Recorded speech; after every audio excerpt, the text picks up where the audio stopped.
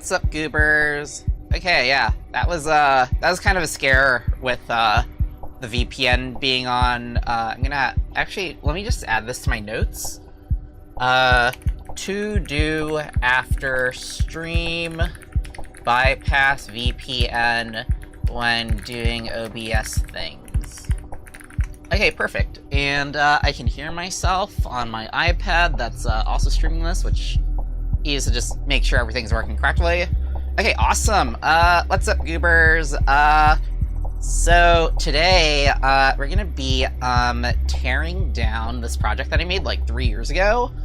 3 or 4-ish. Actually, I think it's more like 4 years ago. Which is a full-size, like, all octaves, 88-key, MIDI mechanical keyboard that uses, mechanical key switches. And so... Whoa, lost me. And so, I guess before that, I have some announcements. Okay, so, the Twitch debut that I've been talking and posting about, that, I'm actually gonna be, delaying that to, next Sunday, the 11th, at 2 p.m. Central Time. And what I actually want to add to that is I'll explain the format during the stream, during the Twitch debut, since there's a lot of things I want to change about how I'm streaming. But I'm going to add something which, for now, I'm calling it Brainstorm Sessions. It's kind of just a working title, not like a final title.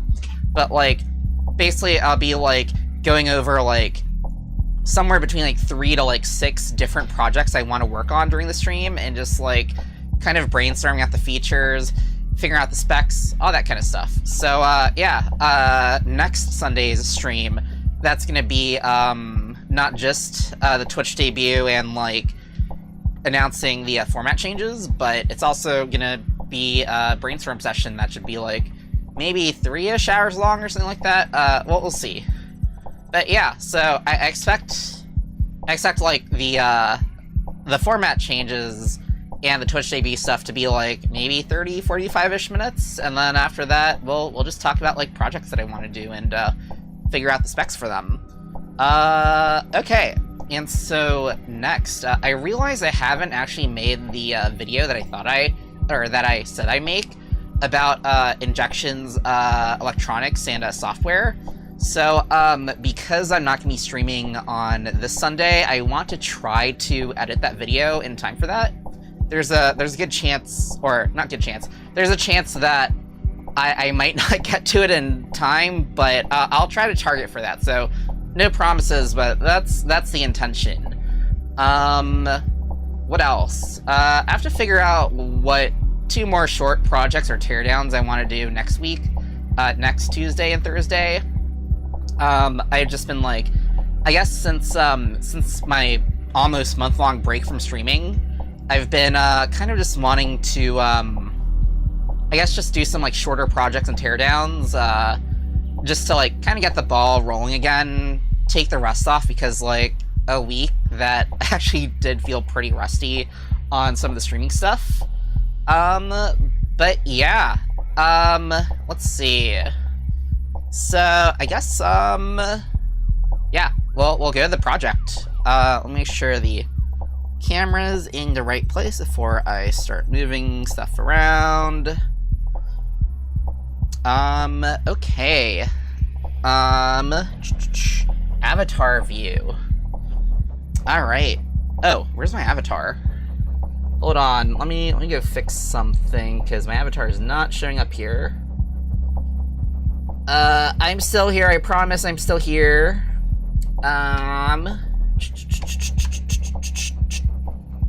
Doop, doop, doop.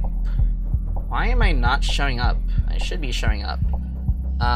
Okay, let's see if, like... okay, so... if you go to this view, you show up. And if we, go to... what's the other view that I'm on? Okay. So if I go to Workbench, and then let me just set it to like auto. Okay. I'm not sure if it really matters, because like I'm not gonna be on this view really. Oh, on app. Okay. avatar spout. Oh, okay, I see what's wrong now. Hold up. Okay. There we go, we fixed that. I mean, like, I'm, like, super duper big right now. Let me just adjust that, and then we can actually get to the actual dissection of stuff. Whee! Oh, to answer your question, I think there's 7 or 8 multiplexers in there. Like, if we count these regions, so there's like wait, you can see this, right? So there's like 1, 2, 3, 4, 5, 6, 7. I think there's 7 multiplexers in here. 7 octaves, yeah, that probably makes sense. But yeah, okay, yeah, have a good sleep. Yeah, thanks for tuning in. Okay, so let me just make sure that everything's working. Going there, and then go here. Yeah, that. And go here. Oh, you know, actually, I want to embed the view of the piano app thingy that I'm using into here, so let me go add that in real quick.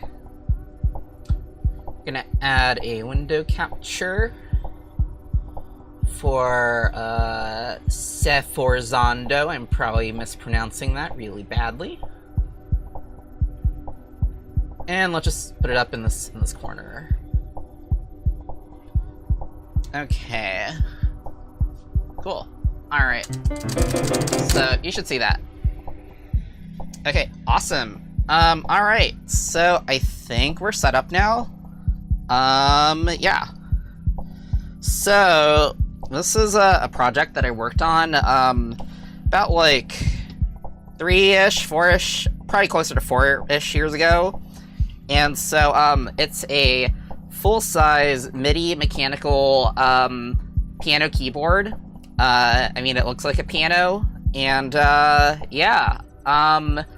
So it uses mechanical key switches. You can actually see one of them is exposed here. It's a Kale Box Pink. And so last project, which was that macro pad, you can see that I was using the Kale Box Navies, and on my personal keyboards, I use the Kale Box Jades, so you can tell that I have a type. I really like the clicky keys. And so, yeah, if you can hear that, which you should because I tested it out,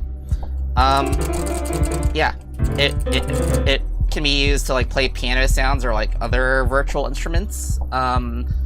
So the sound is not being generated from the keyboard itself. The keyboard is just a MIDI controller that's sending signals to my computer. And you can see in the top left corner, there's an app. It's called Sforzando. I don't speak Italian, so I'm probably butchering it more than I butcher Italian food. But yeah, it's a super duper lightweight plugin. It can run independently, and I really like using it just for like testing out the piano inputs and stuff, and not having to run like FL Studio and like all that stuff. It has really low latency, and if you find a really good sound font, then it sounds pretty good. So yeah, that's what you're actually hearing is the MIDI signals being sent to Sforzando. But yeah, all right. So where to start? I guess we'll just get at like the features of this at a high level. Literally adjusting the camera for that too. And so yeah, we have 88 keys. That's all of the octaves that you expect on a full-size keyboard, like a grand piano or something. And yeah, just go. And so on the leftmost side, which we're hitting the limits of my camera and magnifying glass arm. Oh, let me turn on the light. Yeah, you can see that better. We have a bunch of controls, and low-key, I kind of forgot what they did because I forgot to put labels on them. And so I guess we're going to be figuring that out. Although, let's actually turn off the lights, because, like, can't really see the LED lighting going on. Yeah. Okay, lights are off. Now you can see the LED lighting going on. And so this is the default mode when we plug it in. It's just a USB-C connection. Gonna unplug it and just replug it in. It takes like about 20-ish seconds to boot. It's kind of a chonky boy.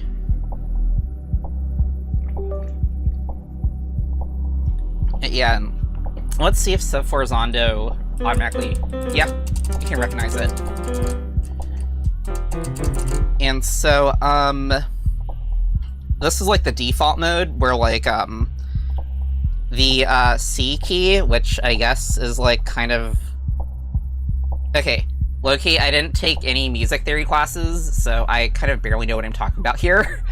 But I guess it's like the reference key that, like, I guess people like to start octaves at or something. I don't know, but I just know that, like, whenever a key is highlighted as, like, this is your home key, it's always, like, the C key. So, yeah, all the white keys, or all the keys that are lit up as white are C. All the purple ones, though, are not C. Okay, I did not intend to... That was not a joke on purpose, but that's awkward. Anyway, are not the key of... Not the note of C. And so, yeah. And we can change the lighting of it. So this is just lights off. Let me turn the, Oh, you know, I forgot this thing actually has, like, a dimmer on it. That'd actually probably help a lot.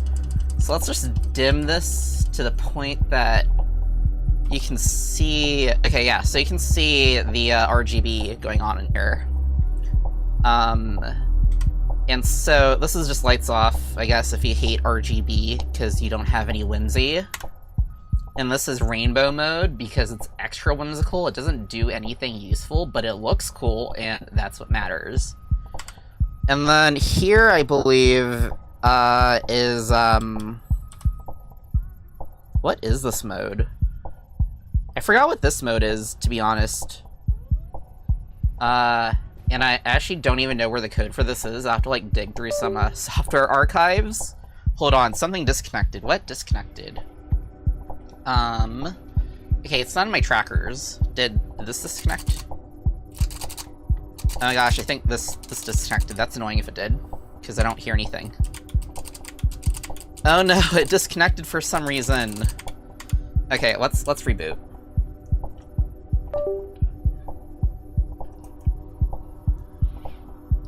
Yeah, this is kind of an issue with trying to, like, run all this VTuber stuff on, like, a laptop.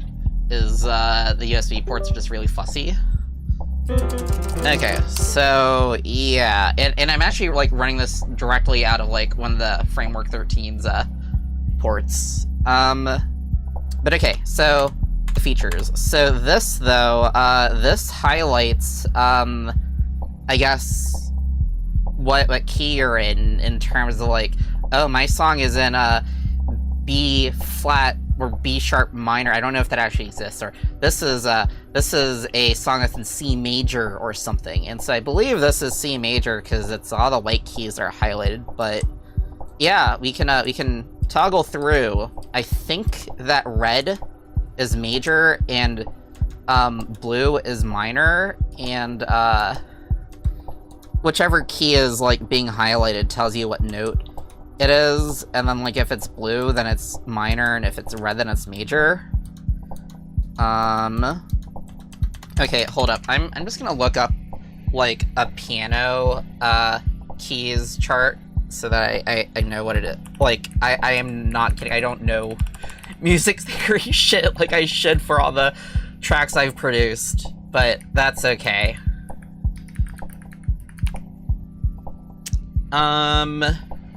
Okay, so, yeah, that's what I thought. So yeah, it's the one that's the left of the two black keys. That's gonna be C. So yeah, let me just keep scrolling till this is... Okay, so yeah, this is C major. That makes sense, because it's all the white keys.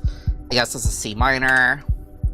And then this is C sharp major and C sharp minor, D major, D minor, blah, blah, blah. It's supposed to be helpful, but I don't know, maybe I should just learn music theory. But yeah. And then I don't think I ever programmed these keys to do anything, so I think this is the extent of what this actually does. Sorry, let me move the camera over. So, yeah, it was these keys over here that change what key is being notated. And it's these keys that I don't think do anything. I think I just had them around in case I wanted them to do something, but I never got around to it. But yeah, and then we just have the default mode. It's pretty. It's purple. I love purple. But yeah, and I guess we can also see that here a few of these LEDs are not playing because, like, yeah, they're not playing like the rest of them. But if this is anything like the previous project, we're gonna have a hard time actually trying to fix that. So for now, we'll just live with the LEDs being kind of busted. But yeah, that's the functionality of it. And I'm not going to play a song because I don't know how to play the piano yet. I made one of these, which kind of tracks because... Anyway, I'm actually surprised that you'd say that since you usually talk a lot about theory. Because, like, the more I learn about music stuff, the more I'm like, oh, this is just, like, math and patterns that are, like, applied. But then again, if music really, really clicks for you, like, naturally, I guess that it is just vibes, which I guess maybe is kind of like a simple way to say that you just skip all of the intentional thinking and you just let it flow. But yeah, okay, let's turn the lights back on, which I don't have to ask her that anymore because I can do that with that macro pad that we fixed last time. But yeah, okay.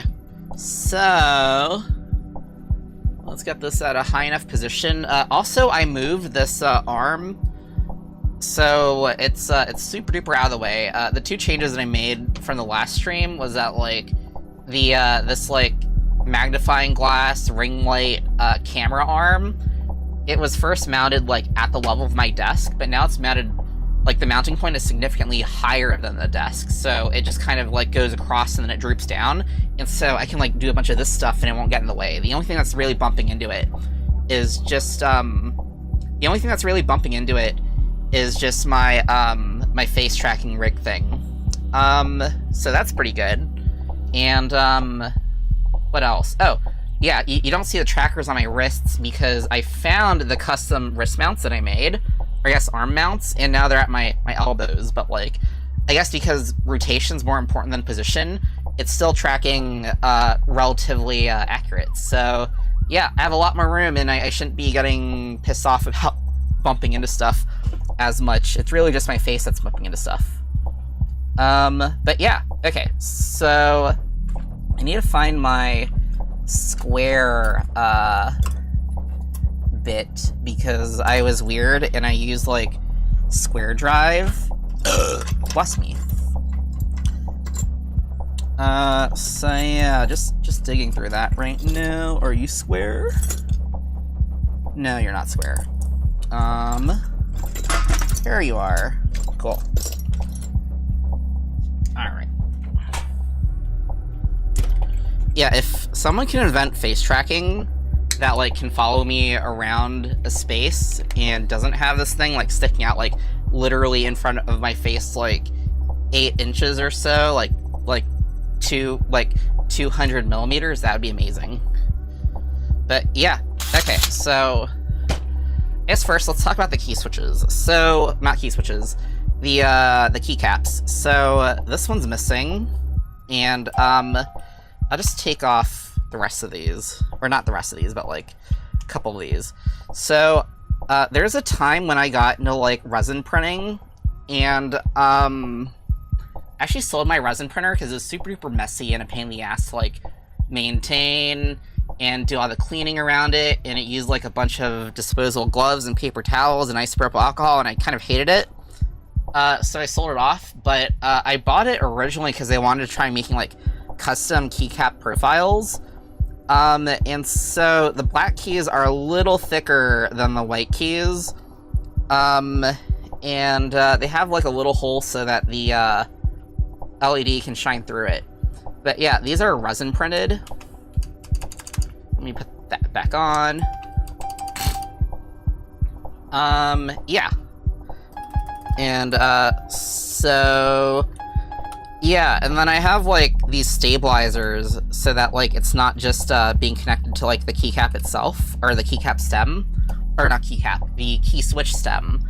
So that like it stabilizes, it's in the name. What else about it before I start taking this apart? Oh, so the construction of this. It's red oak, real redwood oak, not redwood. It's real oak, and it's wood, and the species is red oak. And so I did some wood staining, and I did some oil-based polyurethane on it. Let's flip this upside down. Actually, there's a few things.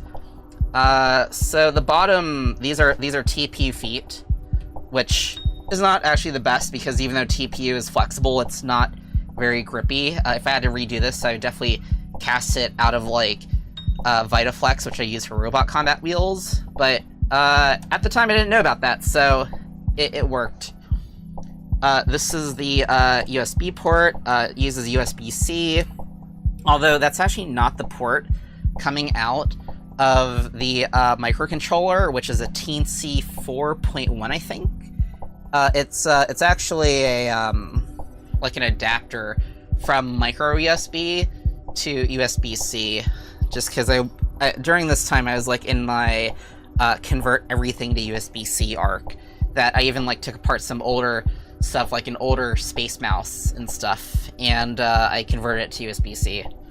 But yeah, we can unplug it, and you can see that USB-C connection, and yeah, resin's really weak and it cracks easily, and I was also really dumb here, and I used like countersunk screws, and so of course it's gonna like wedge itself and split and do that.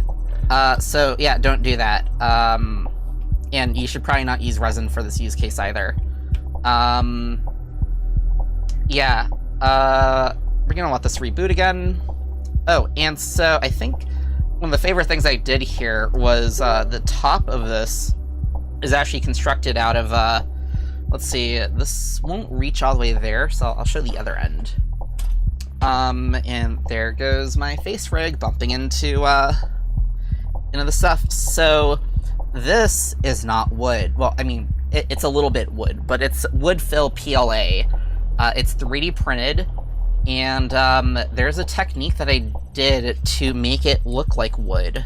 Let's see, let me turn off the light. Maybe the glare. Yeah, that's actually a little better. And so that's just some dust here. But so what I did here, can I zoom in on this with the GoPro? I guess I can. Let me turn the light back on and okay, yeah, actually the light's a little better. So what I did here was on the very top layer, there's I changed the setting so that let me actually open Bamboo Studio and like just throw some really flat print on there just to demonstrate what's going on. Bamboo Studio. Whoop. Transition when it wants to open. Oh, okay, I see what you mean by music being pure vibes. Oh wait, all this is covering up the chat box. Let me fix that. There we go. Okay, so let's see. Let me just find like some really flat print that I can show an example of.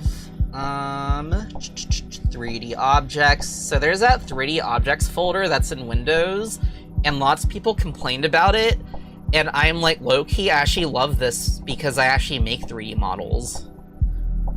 Okay, this should be, don't mind the name of that because I was being silly when I named that file. Okay, yeah, this is a perfect flat print, or flat, what's it called, model that we can use to demonstrate for this. So, if you go to, like, and when I did this, Bamboo, I don't think they even existed, so, I did this in, like, probably Prusa Slicer. Actually, no, we'll just do it in here. So yeah, if we go here and preview it, you can see that the top, you have like all these diagonal lines, but that's not really how it works with real wood. So all I did, I think, was let's see. There's probably like, let me see if I just type in angle.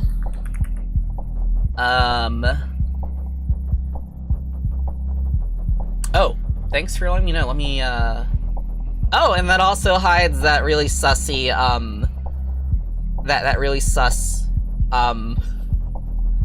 thingy that I named this file. Okay, cool. Thanks for letting me know. Okay, now you should see this. So we're in Bamboo Slicer, and, so this is like the default, pattern for the, top layer. And so, if we go back to here, it's not diagonal, it's horizontal. And, so I'm trying to find where the setting is in Bamboo's, slicer, but there should be a setting to angle it or rotate it. So, wherever that is, it's not that. Maybe pattern angle? If y'all know where it is, let me know. There's also a chance that I'm gonna give up and, I'm just going to show it in Prusa Slicer. Maybe it's rotation?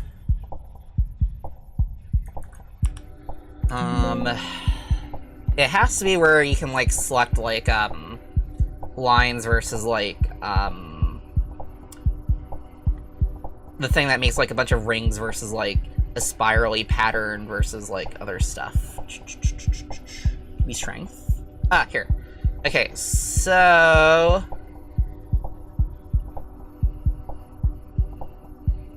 let's see. Okay, maybe it's just all the general infill direction. Let's set this, like, 0. Okay, yeah, so if you... I thought that it had a separate setting, but it turns out if you change infill direction, then it actually does it for both, like, the inside and, like, the top and bottom skin. But yeah, so I just set the infill direction to 0 or 90 degrees or whatever I had it in, depending on how the print was rotated. And, oh, okay, so it's solid infill direction in Orca Slicer. I haven't used Orca Slicer. I should try that out. And yeah, so in here, that's how I rotate it, but that's not all of what I did. And so the plastic that I used is wood fill PLA. Basically, it's a type of PLA, that's a common 3D printing filament, polylactic acid, I think. And there's little bits of sawdust, like super duper duper fine ground sawdust that are mixed into it. And so that lets it take in, like wood staining stuff pretty well. But you don't, you need more than that and more than setting this pattern up in the slicer. Then after you print it out, and this is actually where having like a glass print bed really helps, because you want it to be like really nice and super duper smooth to start with versus like a textured thing. I guess that you could also use ironing and have it on the top layer versus like intend for this to be on the bottom layer, but then like that's just a lot of time spent. But you're gonna be sanding it down using some pretty coarse sandpaper. I think that I use 60 grit, 80 grit, and then 120 grit. And so when you do that, you intentionally want to be a little bit like uneven with it, where it's like, oh, I want to go a bit deep in some areas, and then I want to go pretty light in some other areas. Intentionally, you want to be a bit imperfect with the direction that you're sanding it with. This is not sandpaper, but we're going to pretend it's sandpaper. So, like, I know, let me just flip this over, and we can pretend that this is, the PLA. So, yeah, instead of going perfectly like this, you want to, like, go some diagonal like this, some diagonal like this, like, just... Okay, this is, like, accidentally making music. It's kind of cool, but it's also distracting. Let's put it on the side. Yeah. So, instead of it being perfectly horizontal, you want to angle it a little bit this way, angle it a little bit this way, and you want to have, like, some areas you're like, okay, I want this to go a bit deeper with the 60, bit deeper here, bit deeper here. You want to be uneven on purpose to make it feel like that it's,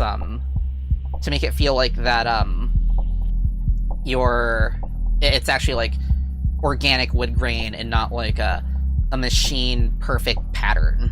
And so, let me see if I have some on hand. I might... just popping into my back closet. Well, that's not going to do me any good if the whole label is, like, nasty and whatever, but whatever, I'll show it anyway. And I don't know if I actually have any oil-based poly at the moment. I may have used it completely up. But, yeah, here's some, that wood stain, that I was talking about. I don't know if it's the one I used here. I don't think it was, because I think this is significantly darker. You can barely read it, because it's, like, super duper dirty. But, yeah. So that's the technique that I did, so that, like, so that this, like, red oak and the 3D printed top plastic surface of this, actually kind of match. Yeah, that's one of my favorite parts about this project. And so, the way that you're going to do this also, you're going to treat it just like normal wood. You're going to do, like, the same kind of, like, absorption times, the same curing and drying times. But yeah, that's how you make 3D prints look like convincing wood. Like, I'm pretty sure that if you just showed it to, like, random people, they would think it was wood until they looked super duper duper close up. Oh, I stepped back too far, so you can see it. Not that I was doing anything. Bless me. But yeah. Okay. So, this isn't just a teardown stream. This piano is actually not quite working 100%. So, what I want to do is I want to identify which keys are not working at all. Because, yeah, I pointed out that we had those, like, 2 problematic RGB LEDs, but that's just kind of decoration, and I would like to fix that at some point, but I know that the way this is constructed, we're not going to be able to reach in there without, like, a lot of destruction. So, yeah, what we do want to do is fix the broken keys, and I'll do a teardown of all the stuff going on inside this while we do that. But for now, we need to figure out which keys here are broken, and so that's pretty easy to do because we have, we can hear the sounds if it's working.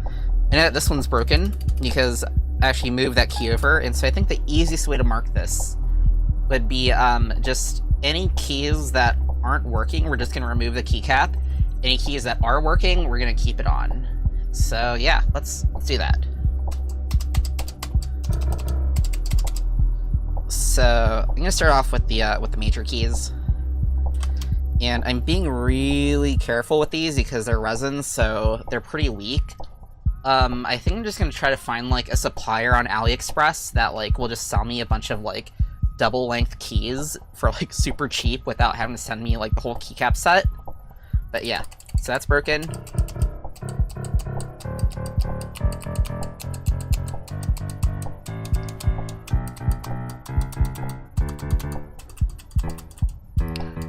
This one's kind of sussy.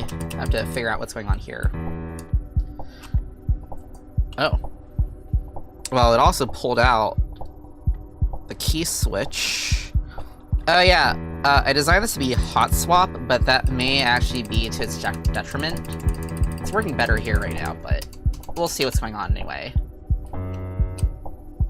Yeah, this one's busted. This one's like kind of working, like maybe I just accidentally hit that once. No, it sounded different. Okay, something's up with that one.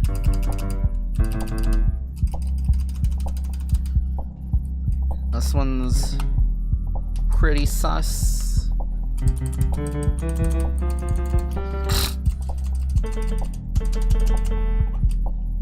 Yeah, I don't know why it works sometimes and not all the time. Let's see. Can you use something to, like, lever this out? I forgot where is that.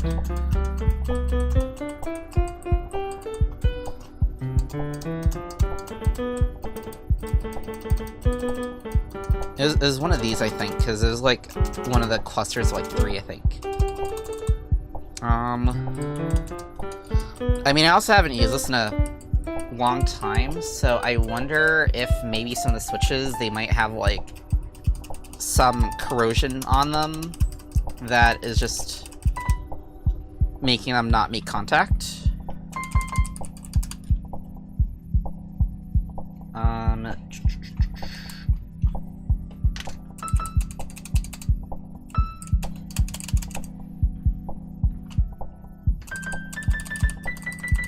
And it could be corrosion on the key switch, inside the key switch itself, or it could be corrosion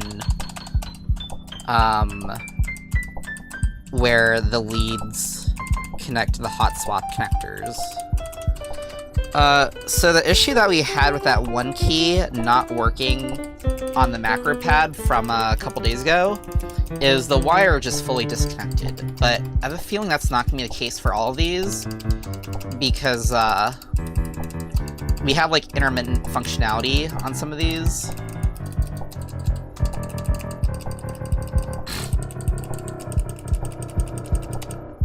Okay.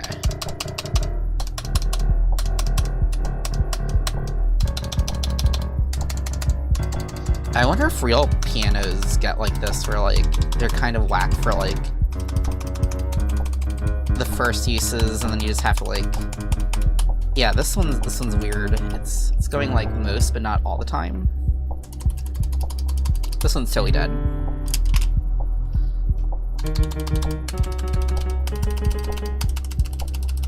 This one's dead. That one's dead.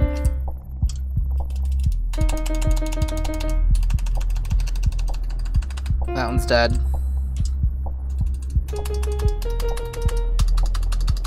That one's dead.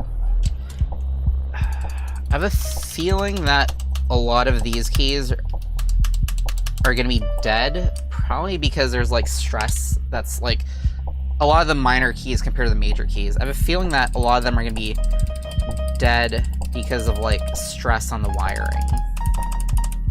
Probably with like the way that I routed this. But one goal that I want to do, which is gonna be part of the brainstorming sessions, is see if I want to convert this to be like a proper PCB project, because when I open this up, it's gonna be a bunch of really messy, chaotic hand wiring.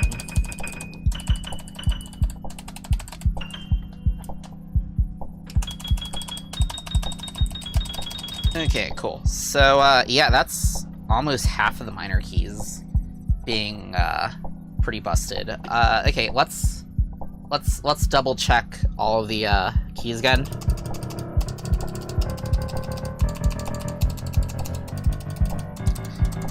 I was thinking about relearning how to play something that I learned a while ago. Bless me. But I decided that, or not decided, I realized that I couldn't even practice if, like, a quarter of the keys were busted. So, yeah.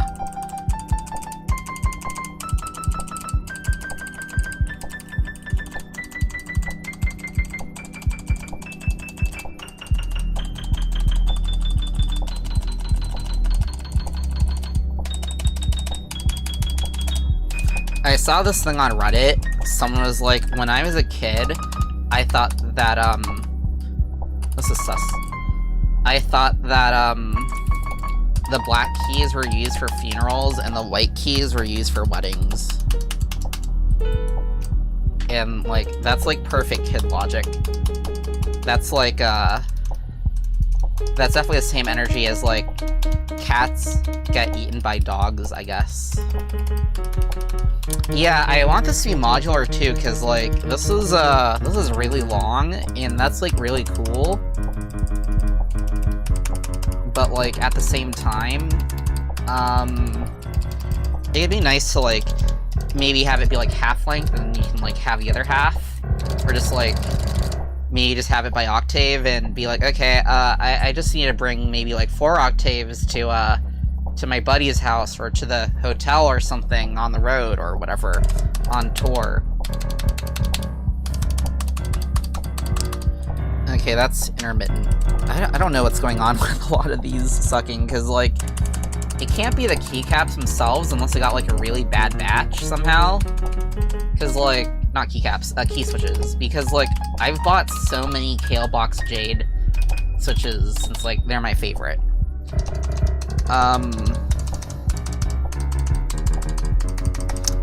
But, yeah, this is one of those things where it's, like, it's pretty easy to figure out bugs when, like, something works none of the time, but when something works some of the time, that's when things get really, really annoying to figure out.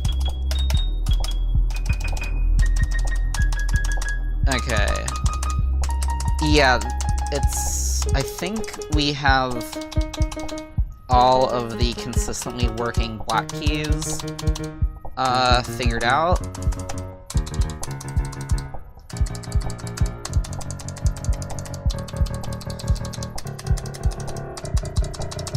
And, I need to look at what solvents, if any, are appropriate for, maybe fixing any, I don't know, any corrosion, or, like, some other weird buildup of something. Because, like, I remember when there were, like, a bunch of, mice failing, like the input mice, like keyboard mouse mice, and what was happening was that the switch that for like clicking the mice, they would work really well at 5 volts, but at 3.5 or 3.3 volts, which is what a bunch of electronics were kind of moving most of their logic to, they wouldn't work anymore because some kind of, like, corrosion or patina or something was building up. Oxidation, that's what I'm thinking of. Some kind of oxidation was building up on top of the leaves inside of the switch, and then it just wouldn't work anymore, and that was just kind of something not many people expected from the switch from, like, 5 volt to 3.3 volts.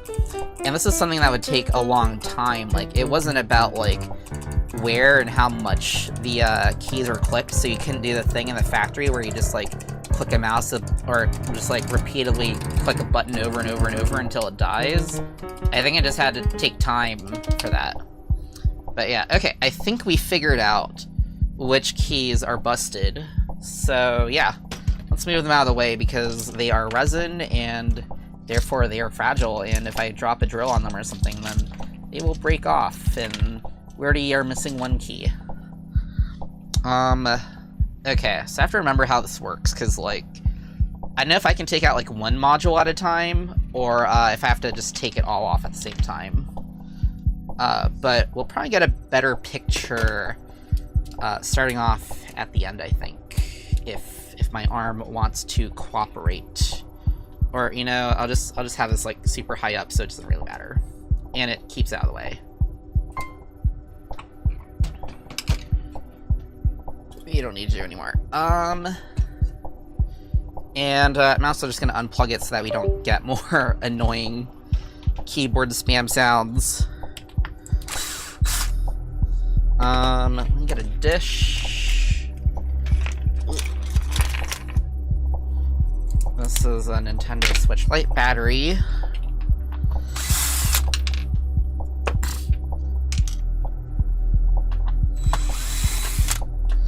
this so wobbly? It's probably not centered in properly. Or is it actually literally bent? That'd be annoying. It might be literally bent.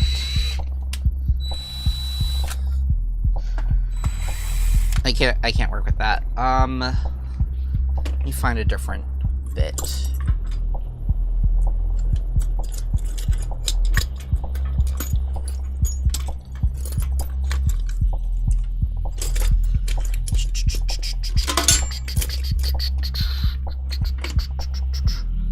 Oh, I forgot I was keeping those in there. Oh shit. Shit just fell.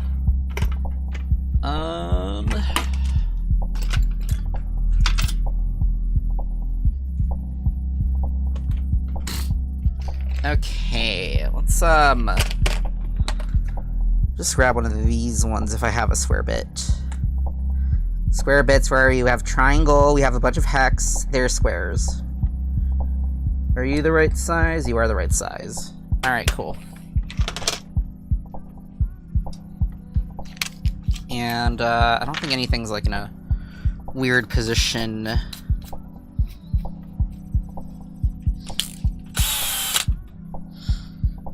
Where's like the weirdest? Yeah, that's the weirdest. We should be good. Okay, cool. Okay, no more wobble bit.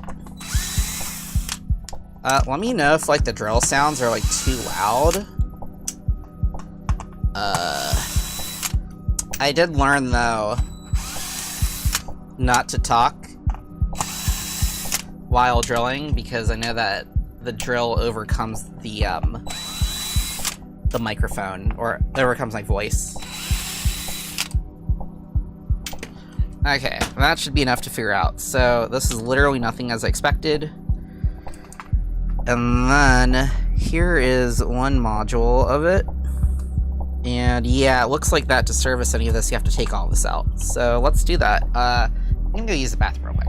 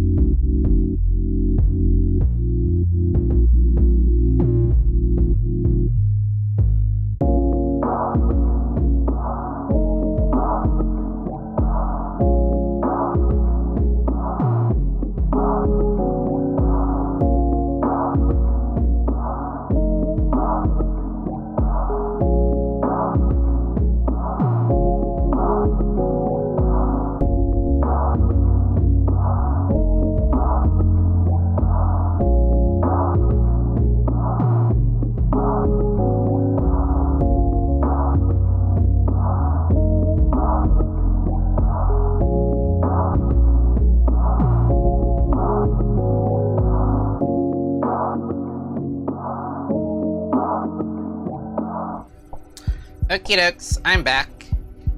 Okay, so yeah, it looks like we have to keep removing, like, we have to basically probably remove everything before we can actually start servicing this. So, let's go do that.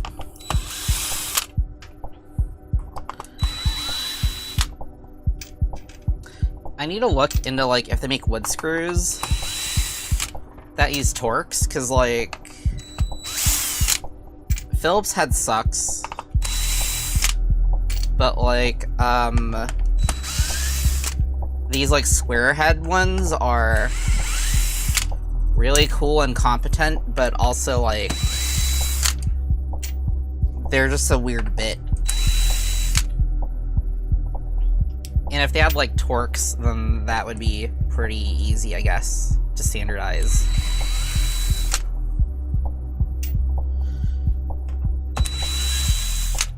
Yeah, this is quite a bit. Just gonna be taking all of them out because like we have broken keys in every octave. Oh. That one was like really in there.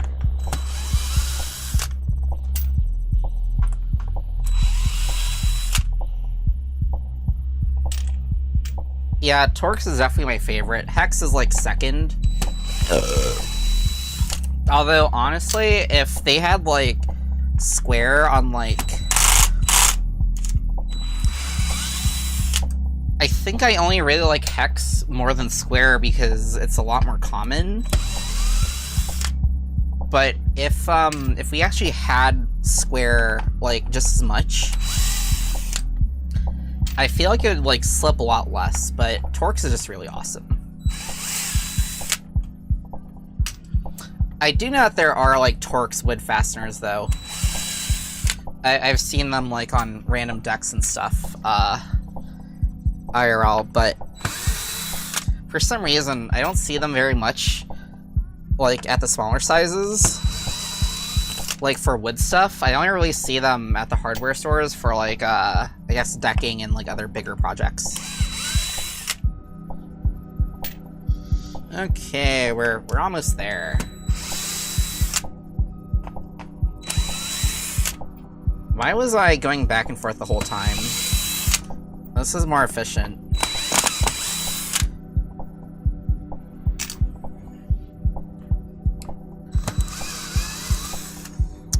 Yeah, I think originally I was actually using like a lot smaller screws for it, and they just kind of stripped out, and so... Oh, and I was using brass wood screws, so like they were super duper easy to shear the heads off of. And I was like, this is silly, I'm just gonna use like some larger wood screws.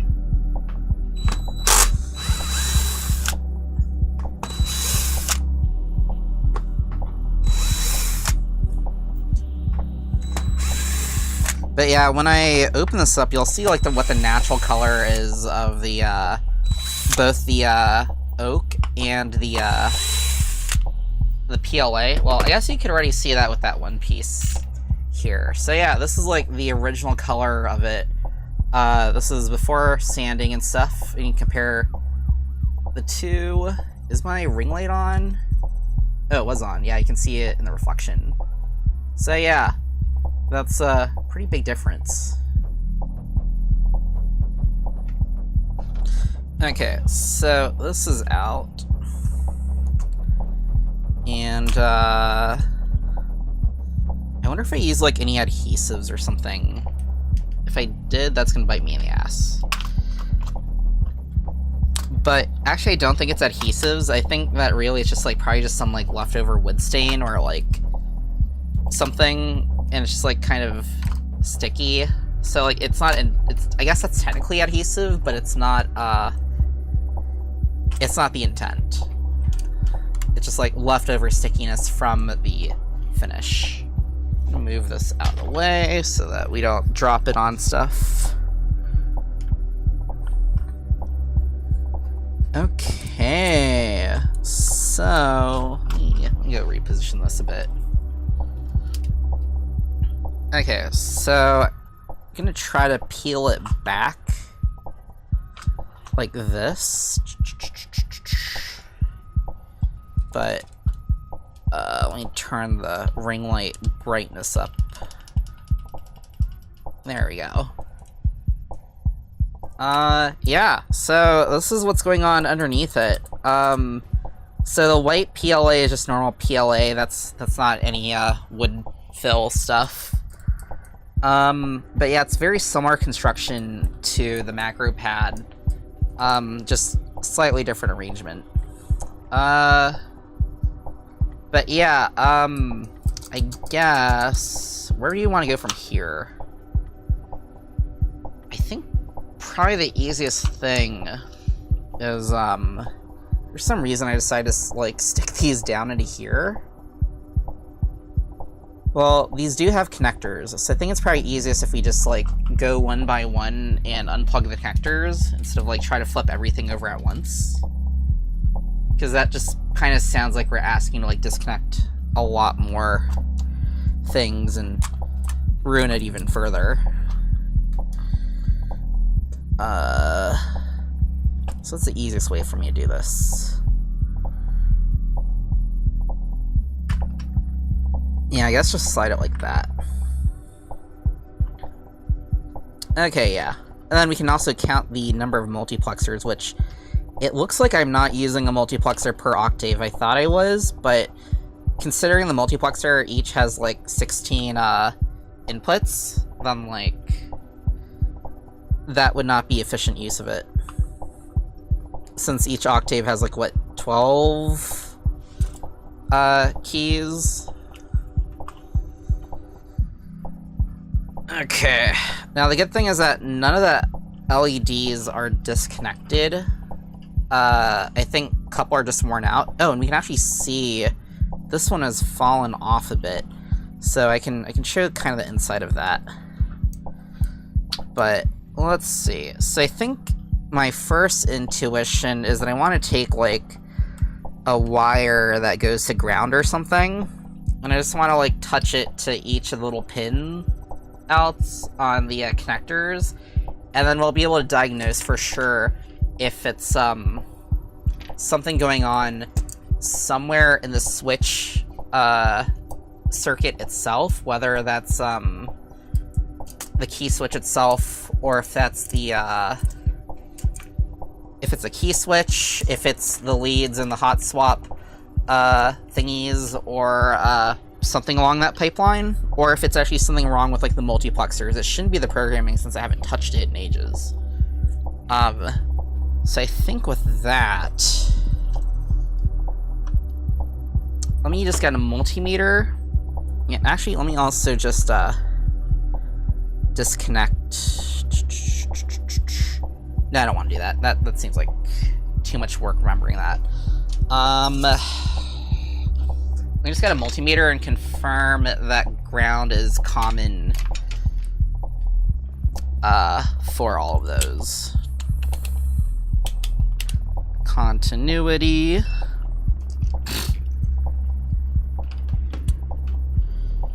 Okay, so touch this to yeah, that is ground, right? Yeah, oh, it was hidden. So we touch that to that, then yeah, and I don't need to really do that for all of these because like we don't have things broken by entire like 16 key blocks, so clearly all the multiplexers should be generally working. Okay, so what's next? I think I'm gonna just temporarily solder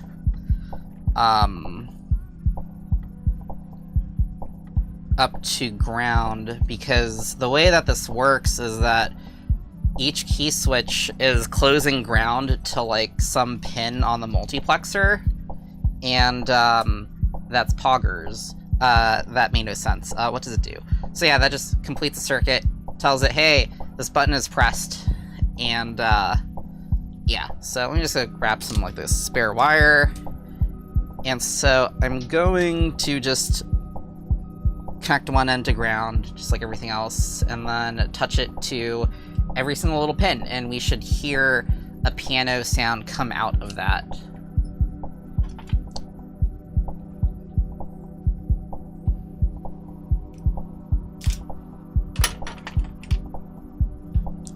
And is that actually, yeah, that is ground, so yeah, everything has a little pull down resistor on it too. Oh yeah, what else? So this is, yeah, that's definitely a TNC 4.1. Yeah,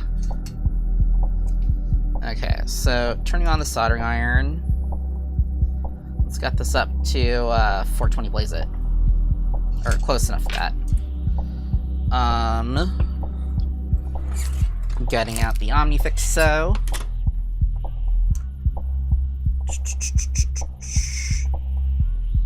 Yeah, that's a teensy down here, right in the center. And you can see that micro USB to USB-C adapter I was talking about, and it also serves a second purpose in that, like, something that really, really pisses me off is, like, I have a project, and it's using, like, one of these, like, microcontrollers, and then I'll do something dumb and accidentally rip off the entire connector, and my SMD soldering skills are not great. So, usually that's just the complete death of that. And if I didn't use something like a bunch of header pins, then kind of fucked on that project. I did get a proper desoldering gun anyway later, so that makes it less painful, but I mean that's still like extra work. So yeah, I usually put a dab of epoxy on there just to like kind of reinforce it. But also I want everything to be USB-C, so if it's not natively USB-C, then like, if I have the space for it, which isn't all the time, but it is sometimes, then what will I do? Then I'll use a adapter so that like, it kind of bears some of that stress instead. Okay, so what I'm doing right now is I'm just temporarily wiring this ground wire so that I can trigger each of these without having to use the key switch. I'm gonna anchor it down with that, what's it called? I'm anchoring it down with the Omnifixo just so that, like, if I tug, it doesn't, like, rip away from, like, the multiplexer. Okay, let me adjust the camera a bit. Yeah, this is like a way better arm situation than we had a couple days ago. I'm glad I made that change. Just gonna tin this so that doesn't like split and make it harder to interact with.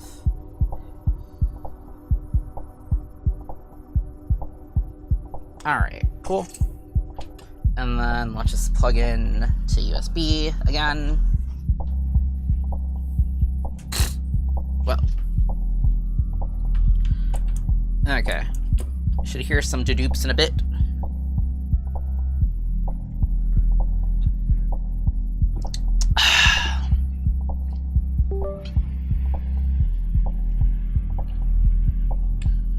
Okay. So, whenever we... Oops. This is like caught on something. Okay, so whenever we take the end here... Can y'all see that? Anytime we touch it to like one of these, is that gonna work?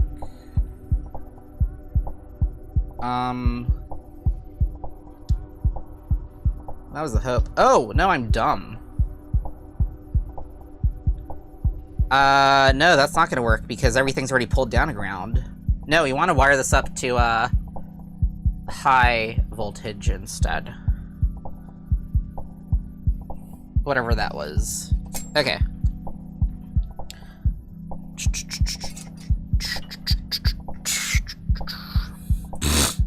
Let's see. Okay, so that's gonna be white.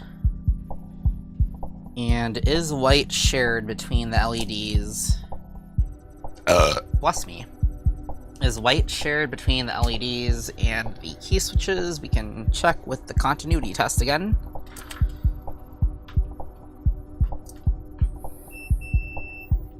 Okay, so...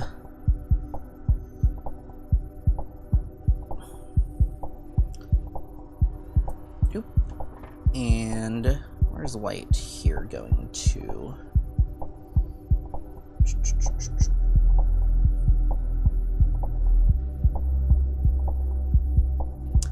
That's not beeping. And I expect it to beep. Oh, you know, it's probably not working because it's unplugged. Let's see. Although, wait, no, because these should only be signal wires. Okay, so white, let's trace it all the way to here. And so white is indeed going to there. And so is white also going... Okay, so it should be... They are shared. We have 5 volts going into one lead of each switch, and you also have 5 volts going to the RGB LEDs. But I don't even know why the RGB LEDs are even really relevant here, because we can just hook it up to the common high signal rail, whatever. But yeah, okay. Where's that one wire that is just messing with?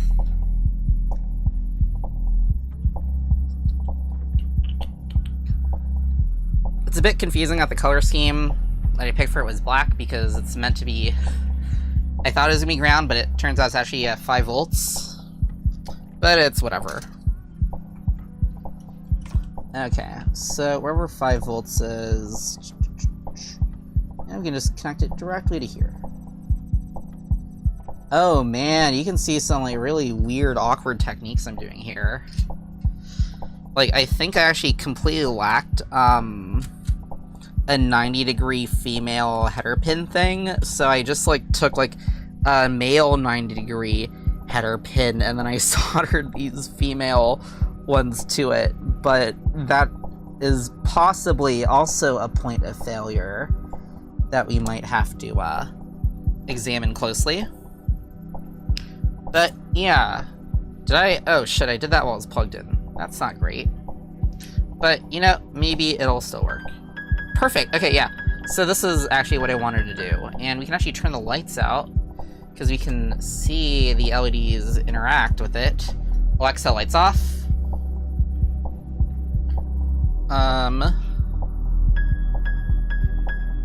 Okay, and let me turn down the ring light brightness so that you can just barely see what's going on physically, but we can really see the LEDs clearly. Okay, cool, yeah. That's exactly what I wanted. So whenever I connect the 5 volt, not the ground, the 5 volt to any of these things here, you can see that, right?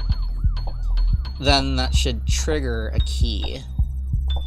And so we're just gonna tap it gently for each one, just to confirm that the multiplexer is working. And I think that you can also see the corresponding LED lighting up.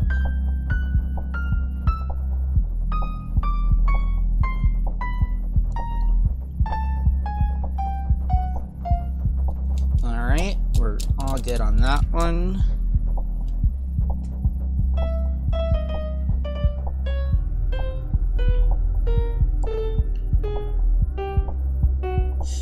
Now, one very obvious weakness of this design is you can't play like variable keynotes. Like, okay, this arm doesn't reach all the way, so you guys won't be getting the up close. And I'll just turn the lights back on, since I've already demonstrated how the LED stuff is working.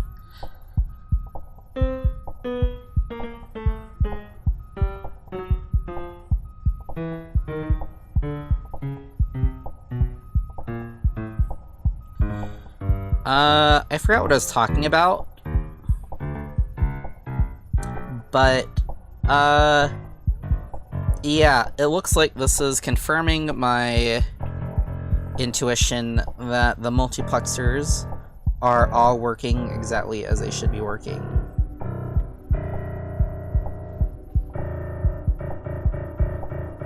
And then I believe that after that, we're just gonna get to these keys and they all seem to be working fine. So, let's see, we can check off all the multiplexers are working. That's cool, I guess. And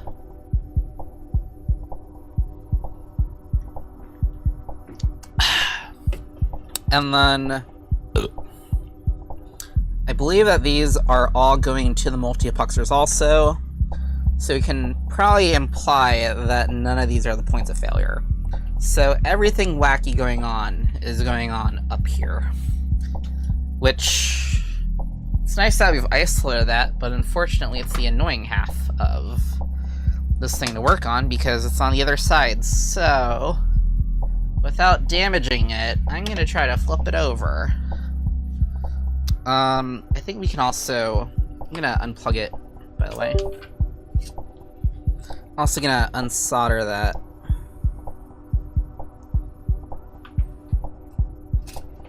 Because I don't think we need that right now. Oh. Yeah, so, oh, okay. I just missed a bunch of comments.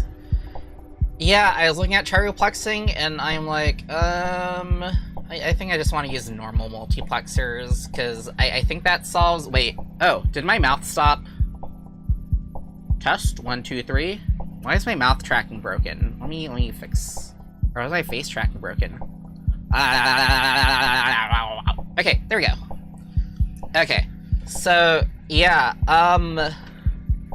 I could do that, but I think that when I was first working on this, I was like, this is gonna be really hard to make modular or something, so I decided not to.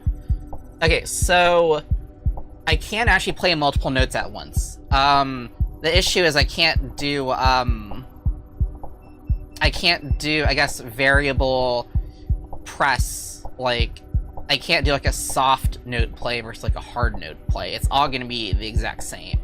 And so, that's something I was willing to trade off because I'm not a pianist. I can't really play a piano live. This was for, like, music production, and so I was really just using this to, like, program notes into, like, FL Studio or Ableton, and then just, like, adjust the softness or hardness of the key presses there. There is a way around that, though, where, you use, what's it called? You can use, like, Hall effect switches, and, some other, I think there's, like, some analog key switches also. But yeah, you're gonna be getting, like, a digital on and off. That is the major weakness with this design. Oh, it's velocity. That's what it's officially called in like, the MIDI protocol, is, key velocity.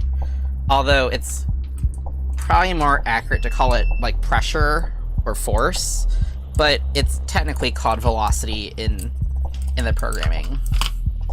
Which, I guess MIDI is kind of universally, like, not just for piano, but, like, for other instruments, so yeah.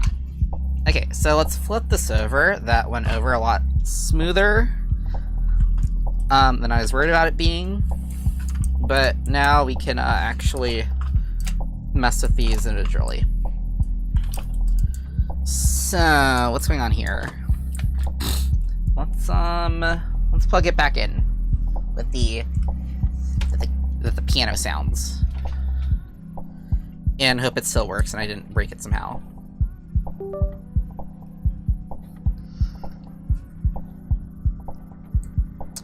Okay, so how do I want to do this? I think first, just inspecting all of the, Oh, I see what's going on. I did not have my iPad's chat, scrolling. Okay, yeah, now I won't miss any of the, comments now. Cool. Okay, I'm gonna get my stool over here, since there's gonna be lots of up-close looking at stuff.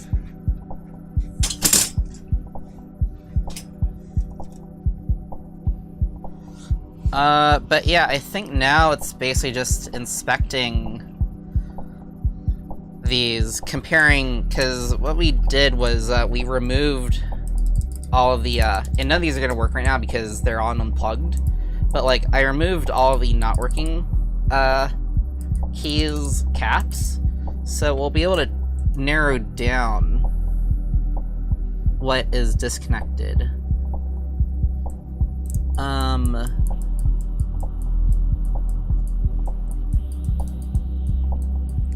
yeah, how do I want to do this? I think the first thing is just take a visual approach. Just kind of look at them and just see if there's any, like, wires completely missing. Completely, like, disconnected.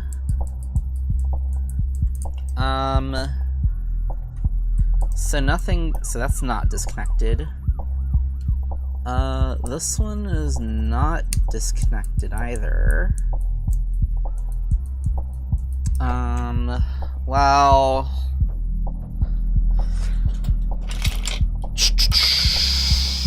Okay, there is visual inspection, but we can also use an actual continuity test again. So yeah, let's do a continuity test.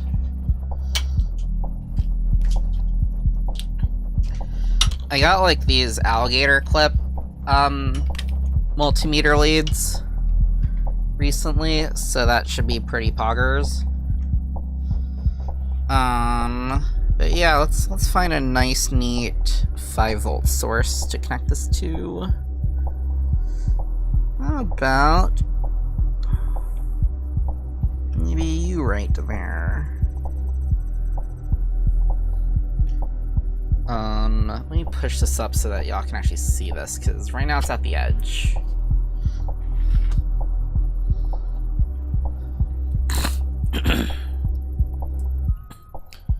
So theoretically, well, not theoretically, if that's actually connected properly, then when I tap this onto here, you should, oh, it's off.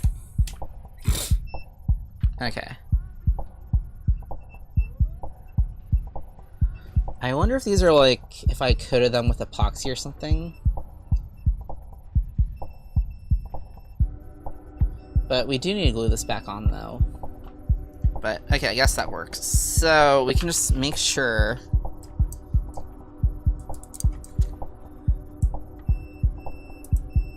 Okay, so that's...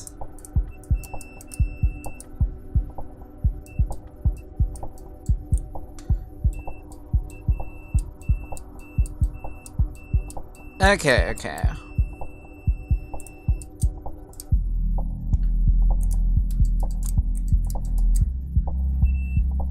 Okay, that's interesting. So, something is mechanically wrong here.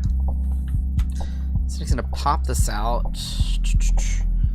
And, I'm just gonna pop out all the switches that might be kind of sus. And so, you can't see it, but I'm feeling underneath, like, which keycaps I remove versus which ones are actually there.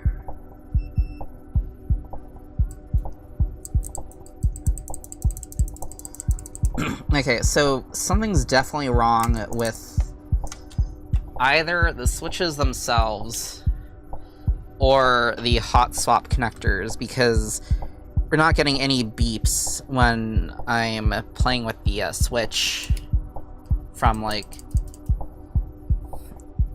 directly from the lead of the hot swap stuff.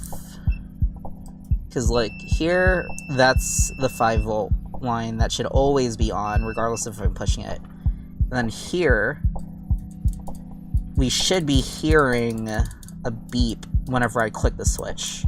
Like, for example, with this one, you can hear that happening.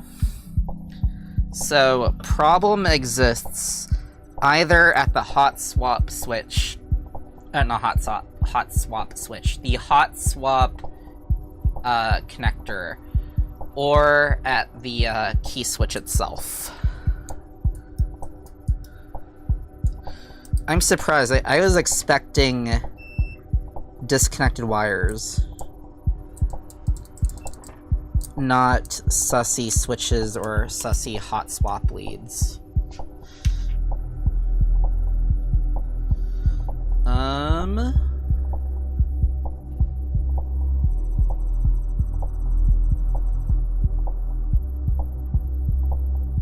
I'm just so locked into what I'm doing that I'm only able to read the messages like every few minutes when I remember to. You know, I should actually probably, you know, that'd be a really good project actually on stream, to like have a thing that's like a haptic thing where like anytime anytime I get, like, a comment posted, then, like, I feel like something vibrate on me. Yeah, like, every time I get a message... Yeah, a message vibrator that I wear. Wait, that sounds really sus. Anyway, okay, so let's see what's going on here. Yeah, because that's beeping, and that is not beeping. And I'm so glad I added a thing to be able to just push the switch out. And so I'm starting on just the minor keys right now.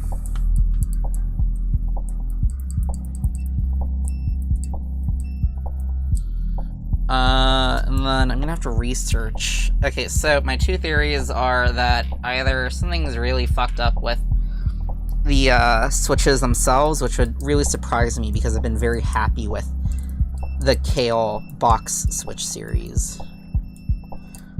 Either that, or it's the hot swap connectors that are nasty. Now, granted, I am using them in a very strange way of, like, soldering, like, the wires directly to them instead of, like, having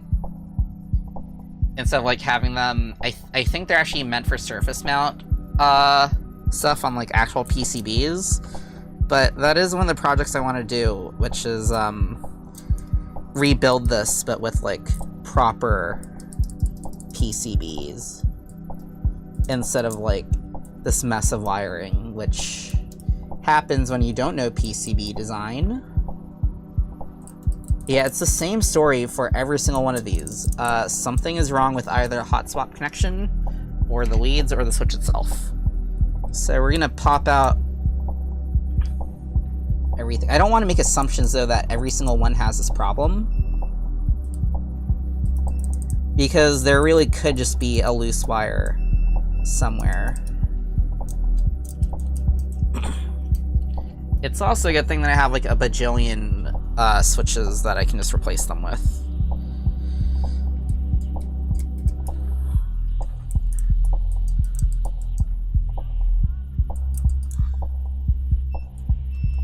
Okay. Now, something that you'll notice, though, is that, like, let me go find a normal version of this real quick. Where are you, jar of switches? Okay, so these are pink switches, but I'll get out the jades because they're pretty similar. They're, like, basically the same, but I think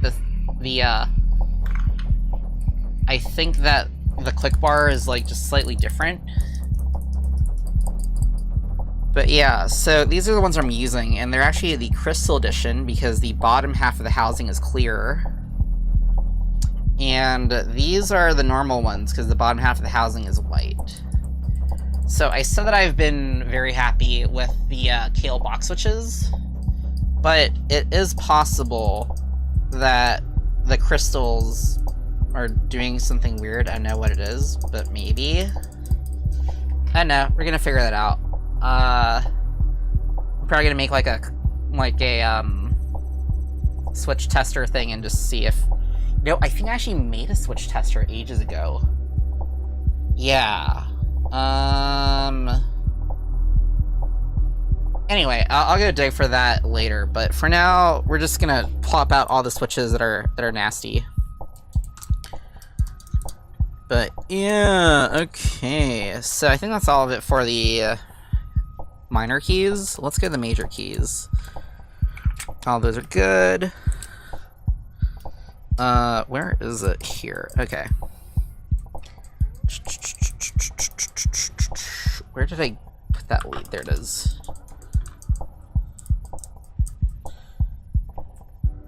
Okay, so that's beeping correctly.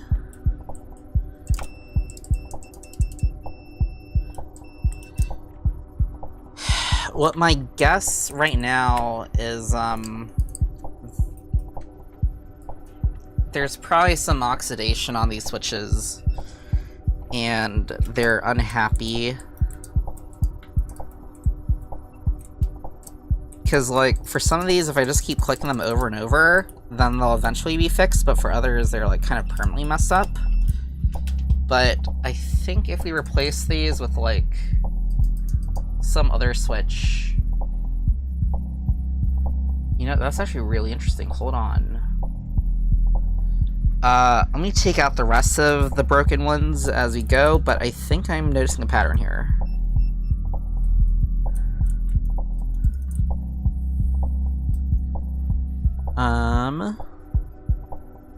Where is the pokey hole for this? I mean, I can just manually pluck that out.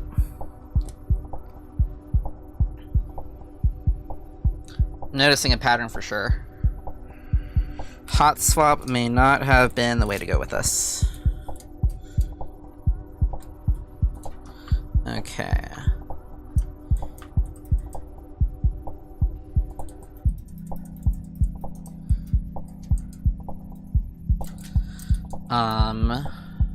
Yeah, that's really interesting.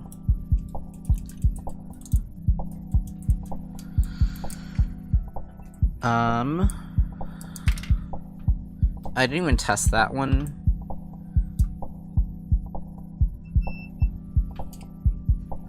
Okay.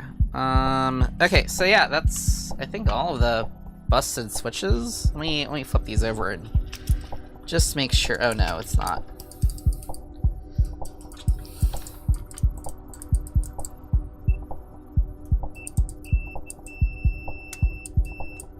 But I'm gonna take that out anyway, because I think we have, yeah, there's definitely a pattern here. Okay, so let me just take out all of those, I guess.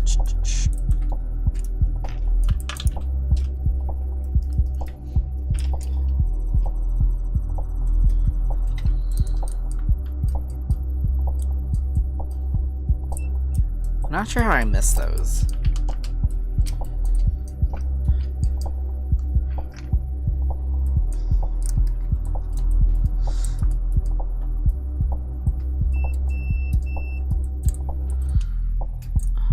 But I think I know what the solution is here.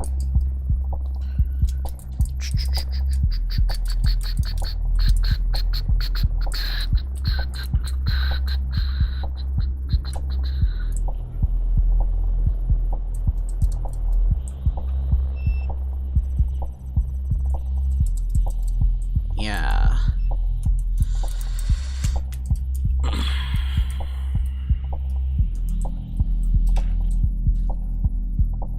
Okay, those are removed.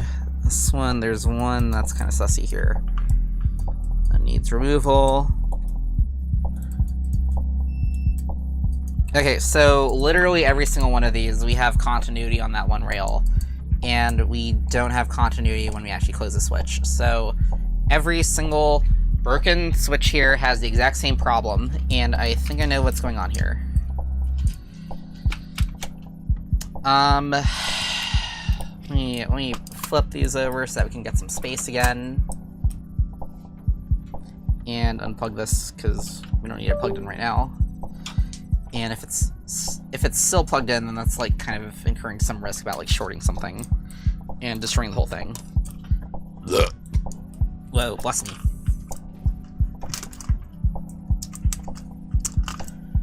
Okay, so what I'm suspecting is that the hot swap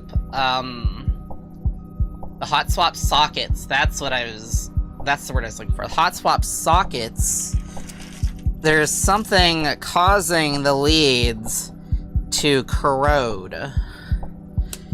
And, oh my god, I keep bumping into this. And so, let me turn on the ring light to max brightness. If we take all of the switches that are having issues, can you actually see what's going on here? Okay, maybe not from that angle, not from here. Yeah, so you can see there's a little black spot on these leads. It's not focusing, and I don't know how to make it focus. I'm trying to tap on the GoPro screen, it's not focusing, but trust me, there is like a greenish blackish spot on like one of these leads. It's always in the same spot. No, it's not always in the same spot, but it does exist. And, like, it looks like Statue of Liberty-ass green here. And I have a feeling every single one of these switches is infected with it. And it's just that we're not seeing the same level of corrosion on all of these. And so, I think what's going on here is that this corrosion or oxidation or whatever is going on here, this patina is causing it to not complete stuff. And, yeah. So what I think I'm gonna do is, research pretty quickly what's the best way to get this corrosion off. Although, honestly, I don't want to, like, mess with, like, using vinegar or any other, like, solvents or something. I think I just want to, because I want this to be fixed by the end of the stream. So I might just mechanically remove it with a bit of sandpaper. But I think the real solution here is we're gonna have, yeah, you can see that one's got a lot of green on it. I think the real solution here is we're just gonna have to, like, solder these into their hot swap sockets, because I don't know why I was obsessed with, like, making things all hot swappy, but I really don't care to swap the switches out. I'll just lock them into these ones. So I'm thinking if I remove the corrosion from it, then we should see most, if not all, of those keys working again.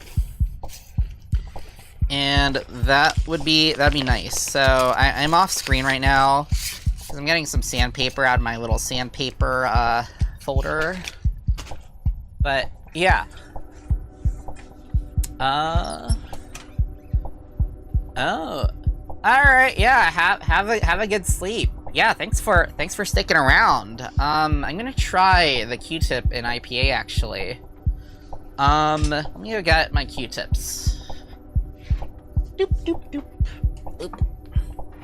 I'm also not sure what metal that is. I mean, it's totally me being America-pilled, but I'm like, was the Statue of Liberty made out of copper or bronze? I forgot. But it is turning Statue of Liberty, green. Okay, so let's soak that dude in that. And let me go move some stuff around. And then get my eyes adjusted.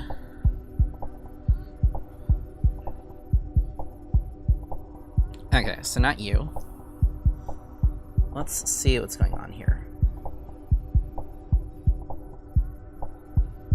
I don't really see it coming off very fast.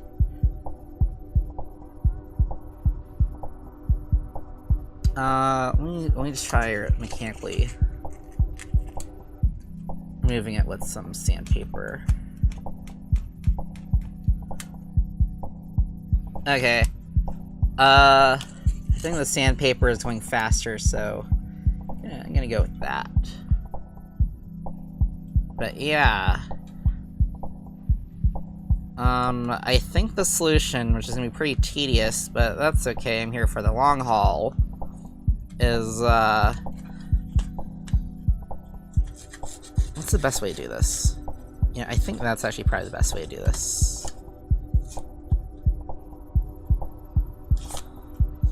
Or, you know, I could also just see if I have any, like, that's the way to go. Yeah! Okay, cool. I thought about just grabbing a jar of, like, switches and just swapping them in and be like, this is Feature Me's problem. But no, this feels pretty solid here. Okay, so I'm gonna manually remove the patina, the corrosion, the oxidation with sandpaper here. That one's really gnarly. And then I'm gonna plug it in. And we're not going to hear piano sounds, we are going to hear the continuity beeps. Because I don't think those connectors reach all the way. And yeah, I thought this would take forever, but we're actually making some pretty decent progress on it.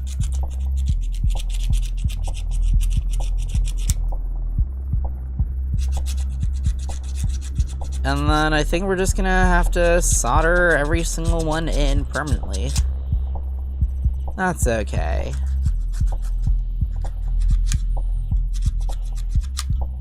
This project is pretty locked in and stable, and I love these key switches, so I don't think I have any motivation to swap them out.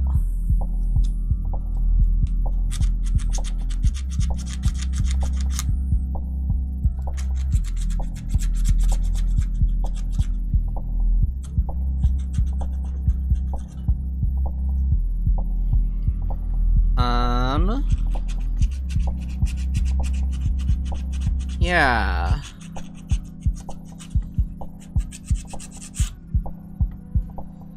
I think we're halfway through these switches.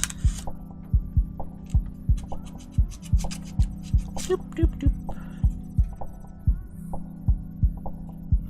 And, you know, I could actually do a pass after mechanically removing most of the patina, and use the IPA to just maybe get rid of some of the stragglers or something, or stuff that's a little hard to mechanically reach.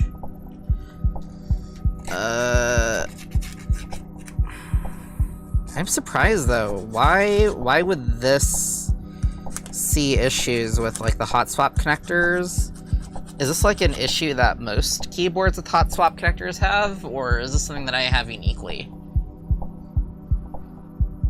And I wonder if it could be an issue of like me having it at like 5 volts by default in going pull down instead of like making it go to ground and have the multiplexers be pulled up. I don't know. I have to investigate that, but this is a good data point for some future designs, because I might invert if we're pull up instead of pull down.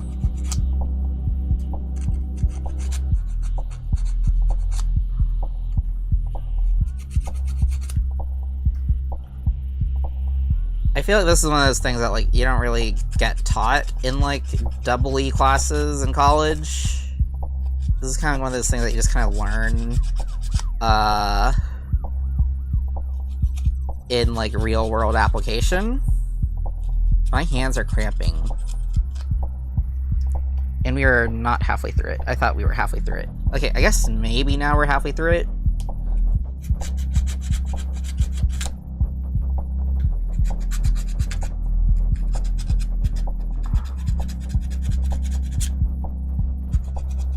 Something that I do know is don't douse your mechanical keyboard switches in isopropyl alcohol. So I did that one time, at least with like some blue Cherry MX Blue switches, and they never clicked the same again.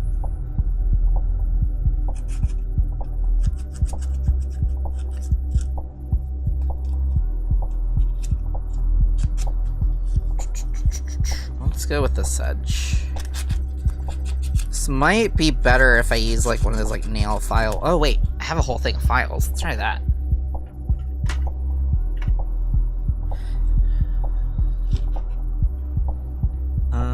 If it'll fit. It's kind of a tight fit right now. Oh, that's even better. Yeah, that's way better.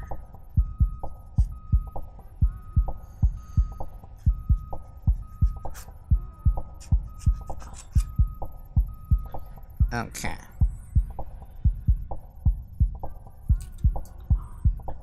Some of these are like very lightly corroded. But, you know, I think this actually does fit that kind of theory of, not theory, but like that thing I noticed where like, if I just keep playing some switches quite a lot, then like, or quite a bit, then it seems to like get some kind of corrosion off. But I thought that was from inside of the key switches, not from the outside on the leads. But, you know, this seems a lot easier to do than like trying to fix something going on inside the leads. Because I don't know what the solution would have been there, to be honest. Okay, yeah, that is so much better than using sandpaper.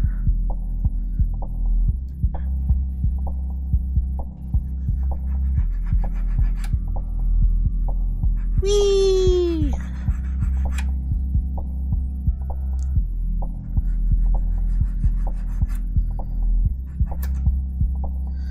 That is a little bench.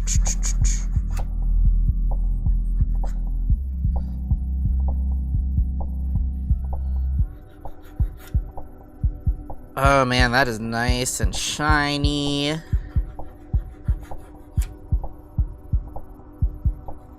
That's gonna have some really good continuity, but also we don't know what the situation's looking like on the hot swap connectors too. And I don't know how to actually clean that out. I did get some pipe cleaners though for cleaning out my iPad's USB-C connector, because they got a mystery fluid inside of it, and unlike the iPhone, I can't dunk it in water and just spray it out. I have to be like careful with it, so yeah. Alright, now we're actually almost done getting those leads cleaned up.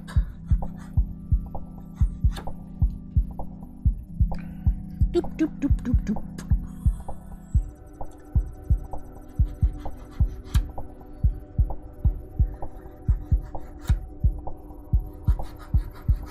Yeah, I might do a pass on the at least clean ones after these, just because that file made a huge difference in effectively getting rid of that corrosion.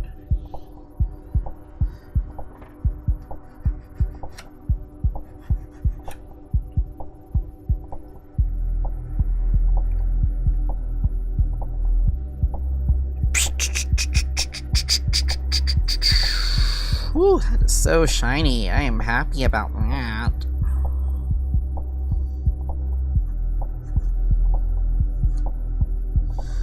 And I guess this will also solve the problem of, like, some of the key switches just straight up falling out of this. Boop, boop, boop.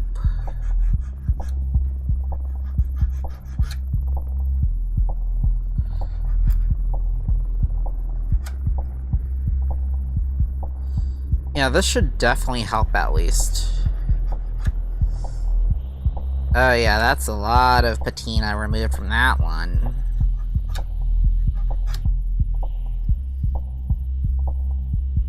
This one still has a lot.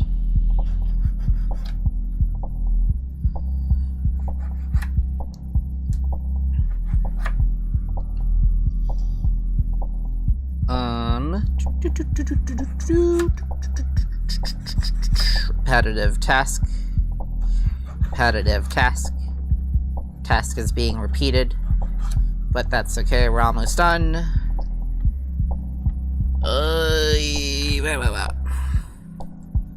I have to figure out a better solution for this phone tracking stuff, because, like, my neck kind of hurts.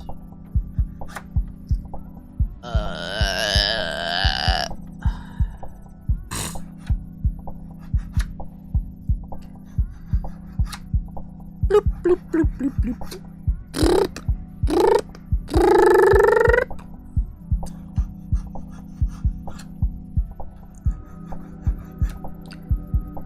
Oh yeah, that is so much better. That is looking so shiny.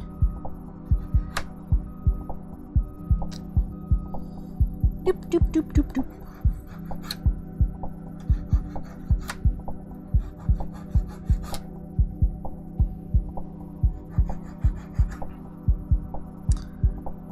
My palms are getting itchy, and I wonder if it might be the patina dust. Patina dust.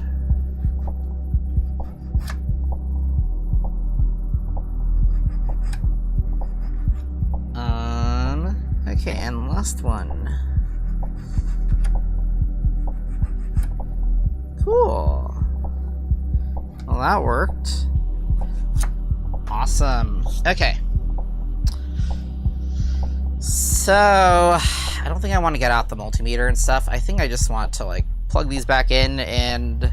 Or I don't think I want to get the switch tester. I think I just want to plug these in and then just let them be their own native switch testers. So yeah, we'll do the continuity test again. Just need to jam all these back in.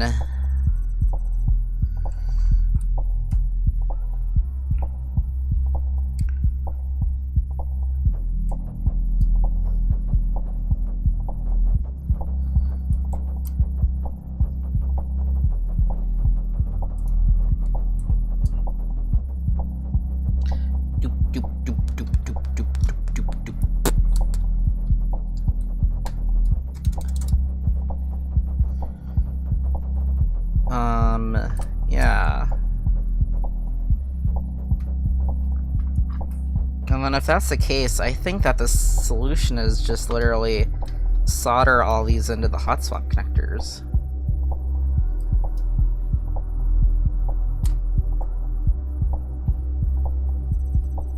And then I have a working full-size MIDI mechanical piano keyboard again.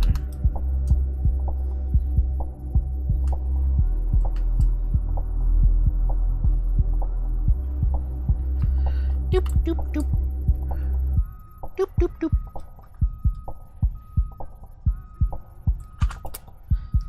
I do wonder why the black ones were having the most corrosion going on, though. It's kind of a mystery.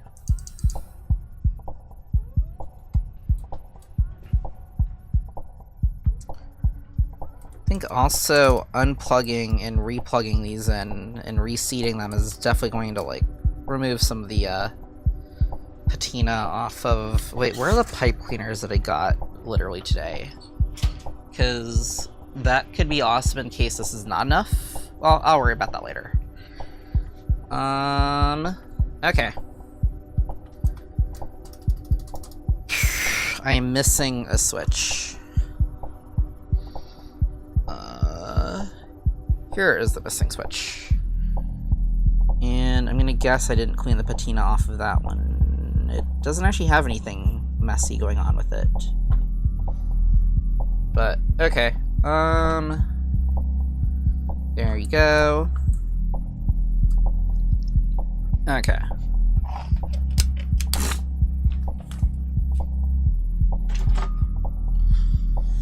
Let's flip this back over.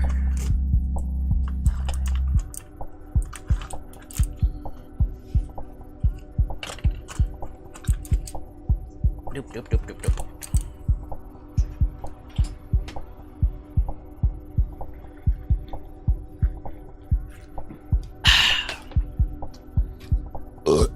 Bless me. And then let's set continuity back on. Doop. I love the sound that makes. It's just really pleasant. And then, yeah, that looks like a nice... Oh no, we wanted the one that was like kind of sussy and disconnected. Yeah. Bless me.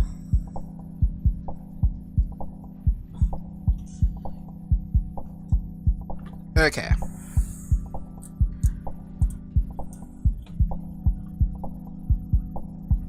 I don't think that's a good spot for it. Is this even set to continuity detection? It is. So why is that not happy? Let's, can we hook it up to, like, that 5 volt thingy? Like a big fat 5 volt glob.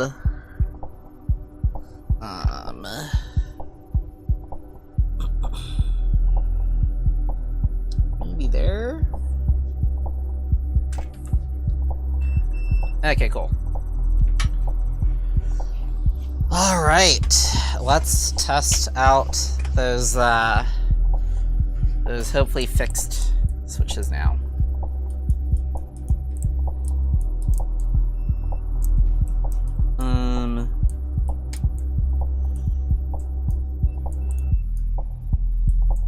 Shit.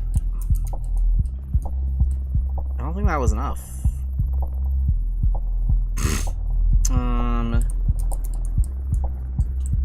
What about this?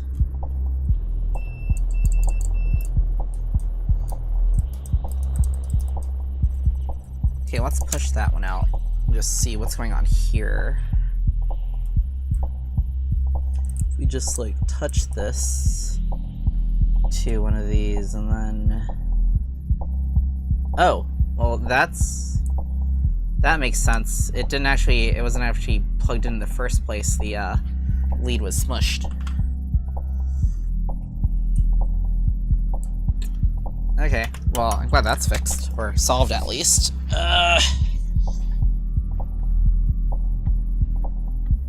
Oh, the lead actually split somehow.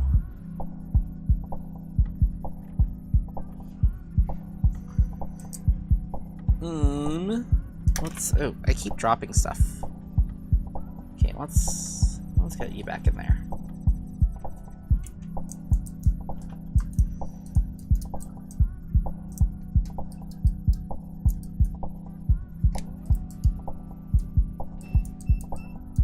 There we go.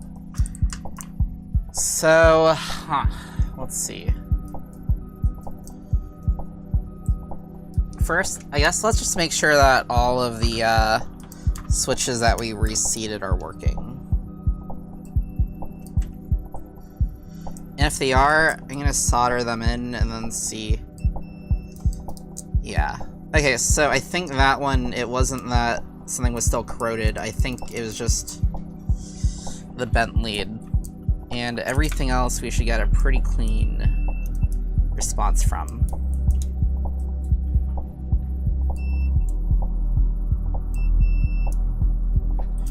Yeah, it's a really good sign so far.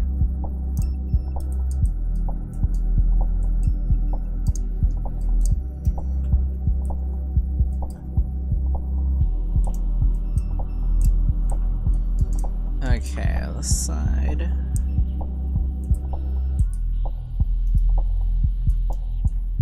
This side.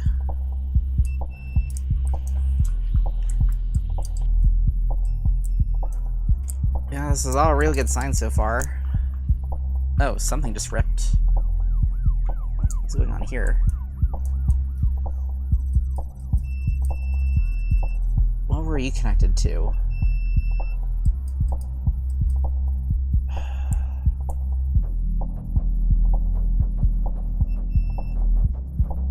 Don't know what you're connected to. But whatever. Okay.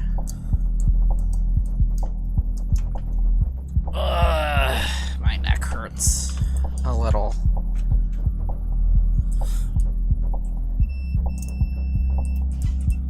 Is that even? No, that's the wrong rail.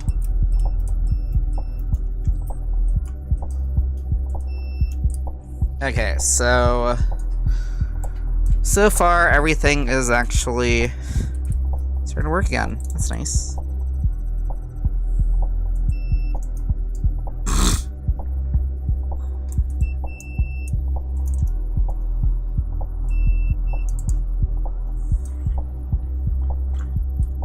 And then this one.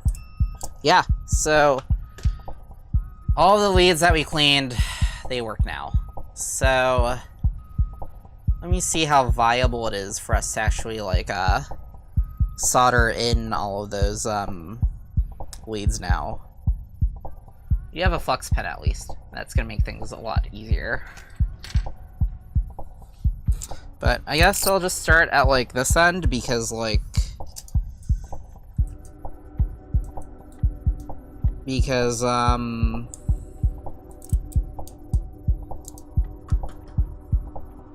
something?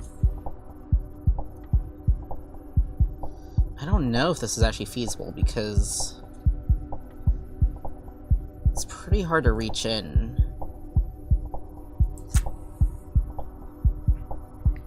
But I'll try. Spinny, spinny, spin.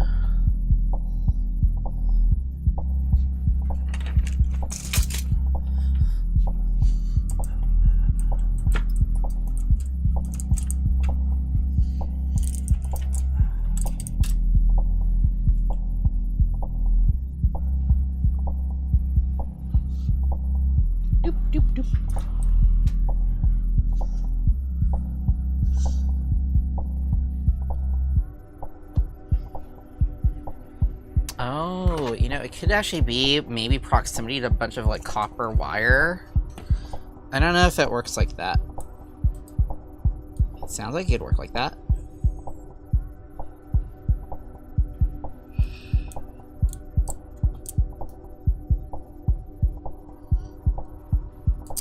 That is not going in there at all, actually.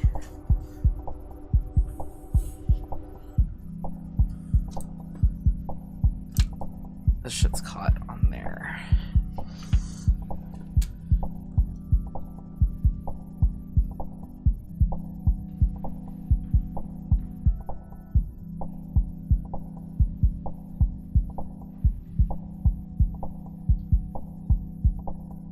I can smell burning super glue. I don't think that's healthy.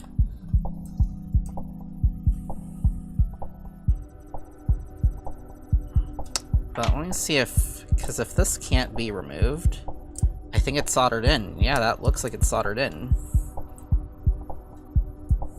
Okay, I think it's time to get out the, what's it called? Soldering fan.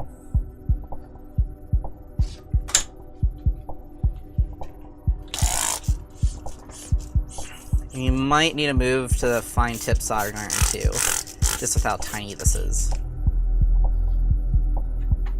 Yeah, let's try the fine tip.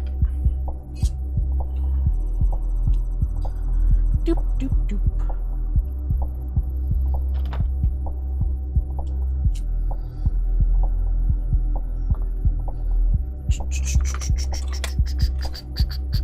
Fine tip soldering iron. Okay.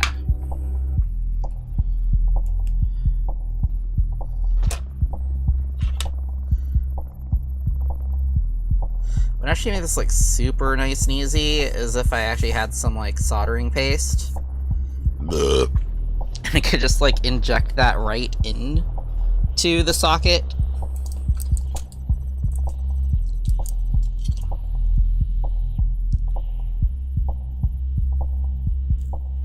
Okay, that's working though, at least.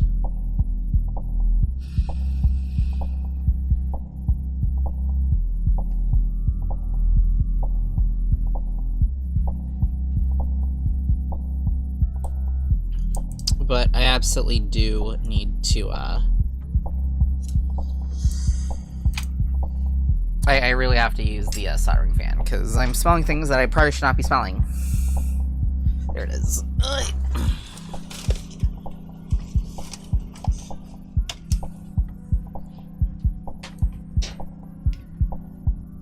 Okay, plugging in the soldering fan.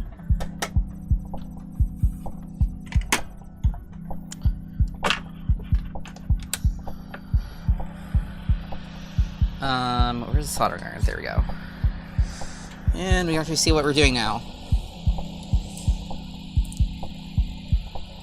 Yeah, we don't actually even need the, what's it called? We don't actually need the flux. It's actually sticking in there pretty well.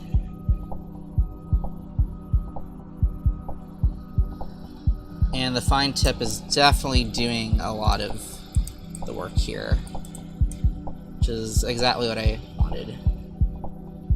And I do not smell any fumes, so the fan is working exactly as it should be working.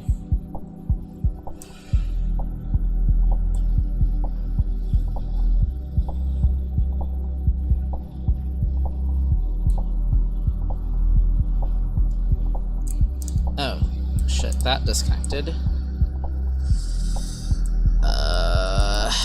Yeah, this would be so much easier with like a proper PCB. But I did not know PCB design at the time.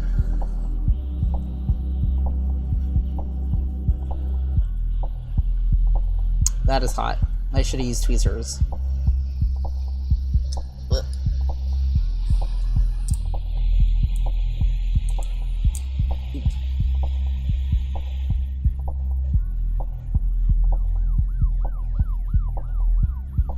Is that one even going in?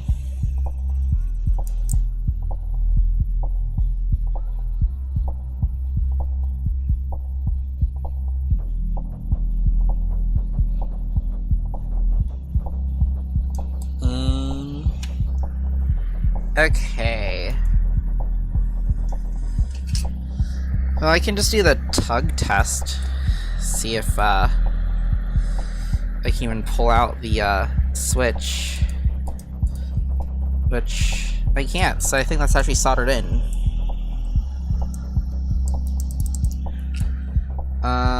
So that's like, what, 5 out of 88 keys to solder in? Probably gonna have to flip this around just so I can access. Well, no, I don't think I need to. Yeah. I'm gonna keep doing this. Tedious, but it will work, and I won't have to fix this again.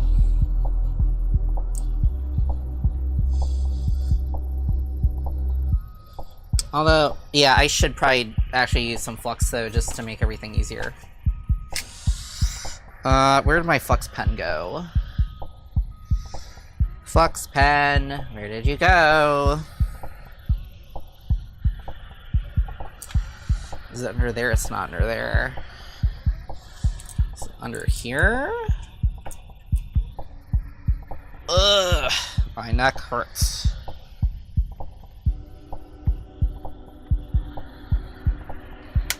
Let me turn that off in case it's like too bright and blinding me from actually finding this pen.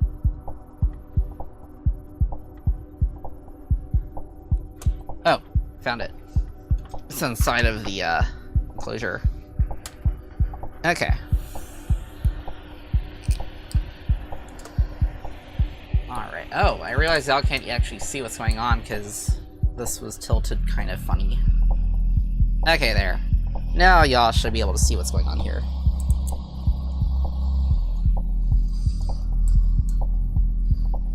Okay.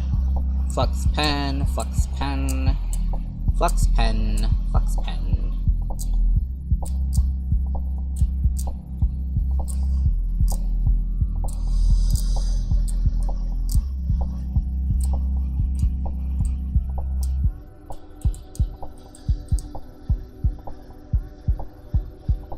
Okay. I mean, I have like a dish of like, I guess, not real, but like normal flux, I guess. That would probably make it easier for doing all this stuff with. It's whatever. You can figure it out.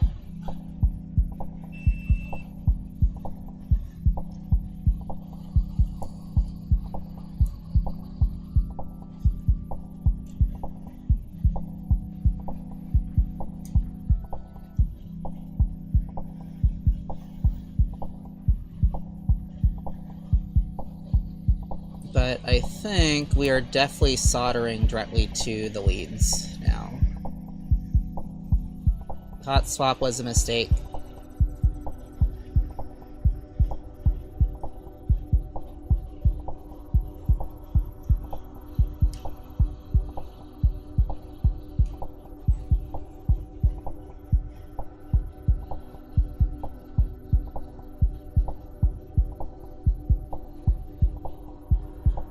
Ooh, that is burning. You don't want that to burn.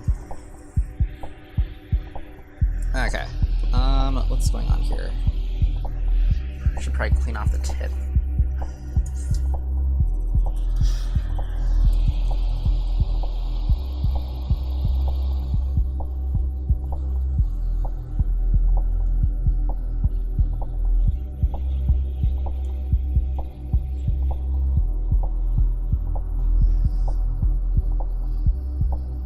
This does not want to go in the hole.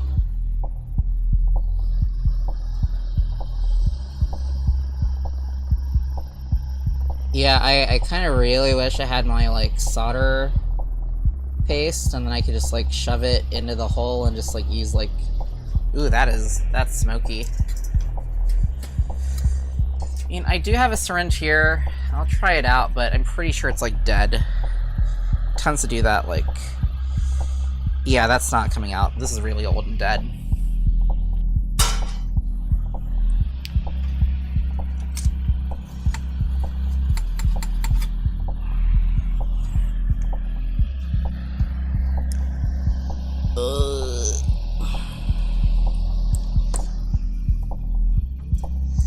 The sound is like really annoying to actually try to work on because it's so far away from like the soldering iron, or I guess from the power source.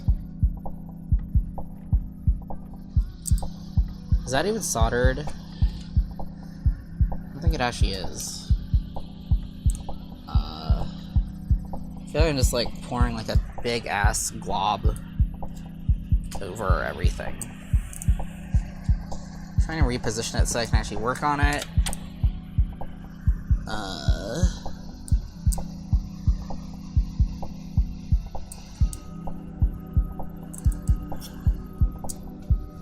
I think the lead itself is literally buried.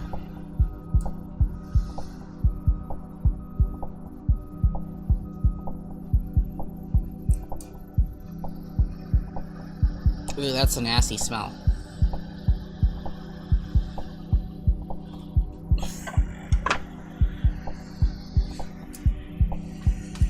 Now, none of the solder is sticking to it.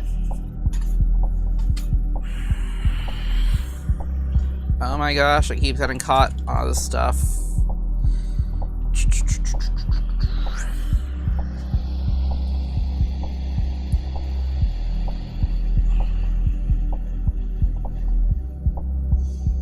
That one went in neatly, at least. And then...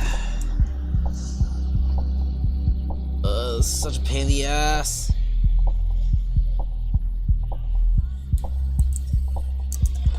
Oh my gosh, it's falling on me.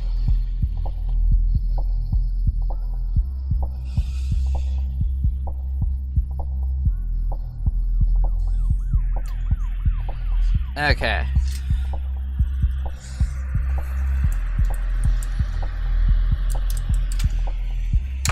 I think it's worth plugging in and testing this at least right now.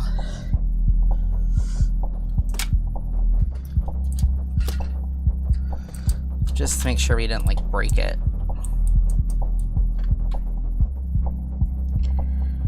Okay, so plug this in.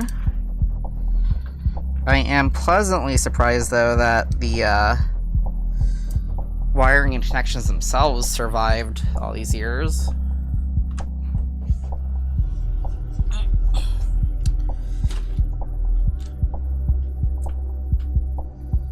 Okay. So we should hear.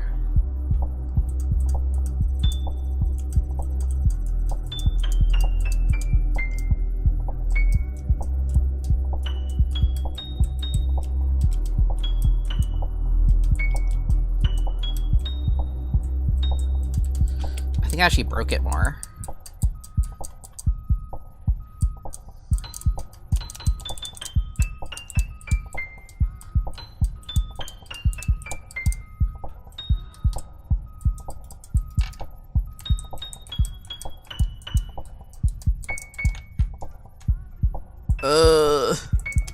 Did I break it?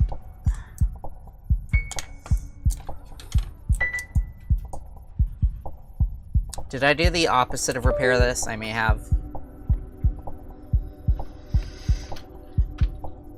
Yeah, I think that I technically did repair this, in that these improvements that I tried to do actually made it worse. So I may just hold off on that and just figure out what to do next, like just order some soldering paste.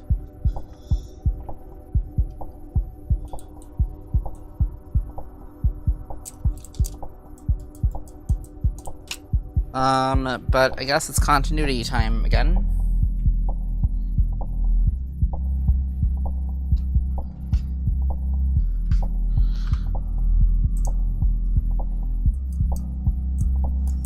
Oh, this is off.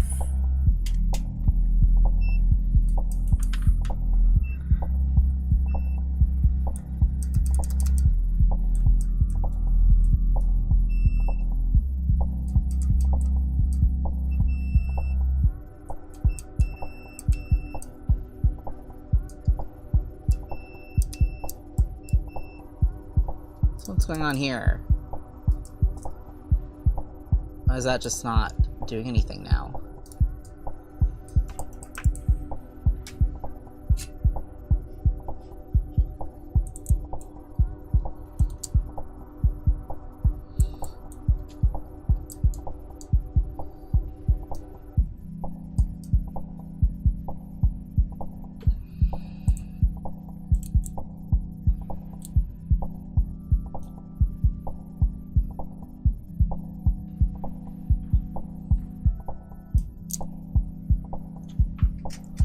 I wonder if that, like, literally just destroyed the hot swap socket.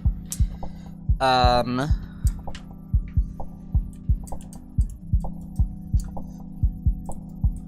if it's the switch itself that's just, like, pissed off now. But now that it's soldered in... Oh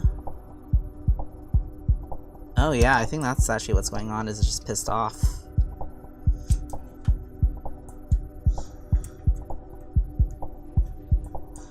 I made it worse.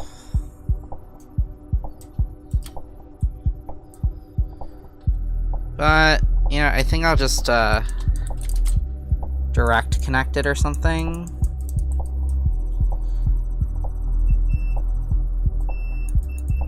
Well, it doesn't explain this one, though. That one should be working.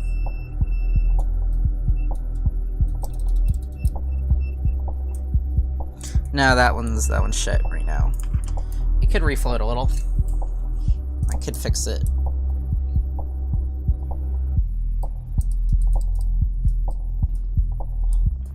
Kind of feel like the real lesson here is just don't use the hot swap switches and remake this with like a real PCB.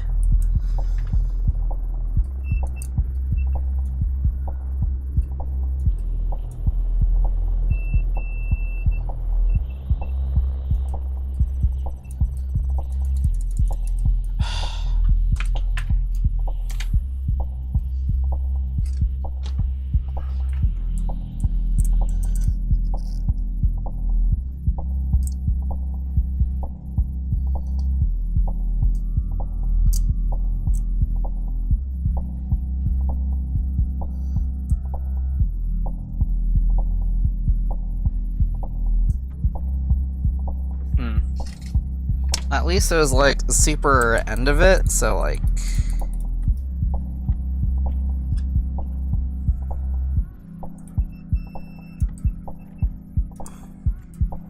Yeah, at least this was like the super... Wait, I don't think this is even connected. Yeah, that doesn't even look like it's solder anymore. That one I may have been able to get away with. Just reconnecting it. Okay, so I think the lesson here is don't try to solder them into the hot swap slots. Fuck it, we're just chopping that off. I think the lesson is just don't try to solder them in the hot swap slots, and appreciate this project for what it was as a prototype, but also remake this with PCBs.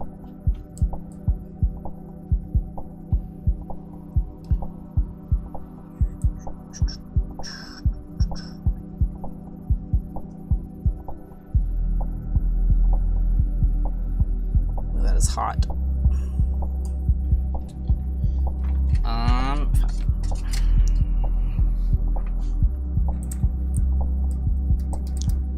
You don't get any continuity out of that, though. Is this thing on? No, it's not even on. Or something. Never mind, it is on. Okay.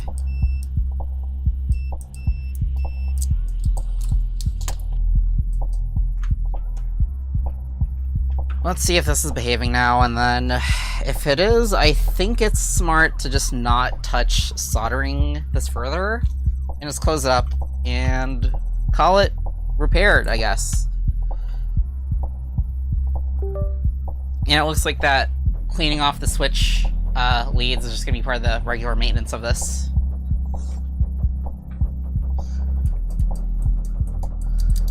Are any of these working? I can't hear it. Where is the software? Oh, no, it's because it's not plugged in. Duh. Okay, let's plug this back in. And see what we sound like.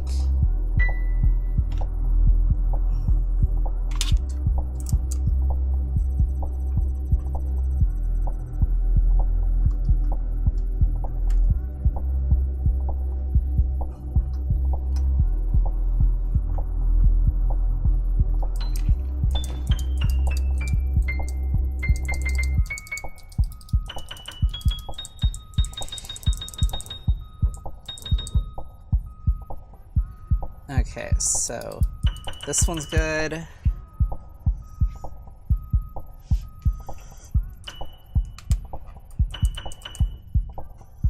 will this one even, like... Oh, that is, like, super rusted, though, still. Or not rusted, patinaed.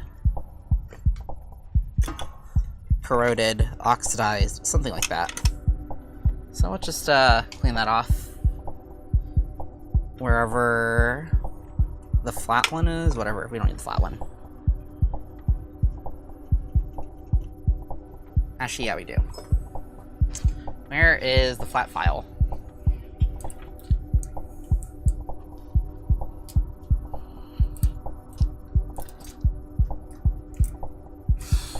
Where did I put the flat file?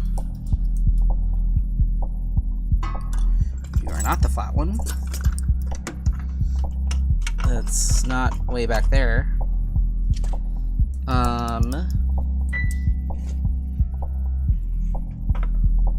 It's not under this stuff. Doop, doop, doop. But yeah, this one was not working because it was actually never cleaned off to begin with. Maybe I just got the sandpaper. That'll work.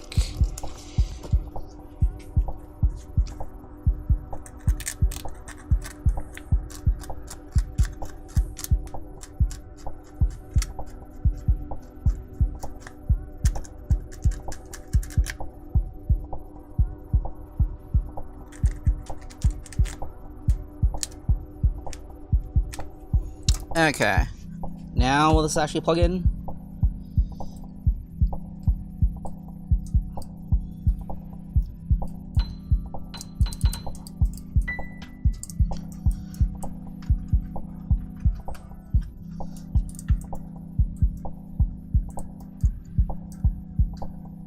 It is not plugging in, or it's not connecting at least. I'll just try like forcibly reflowing this until it does. That actually may have been it.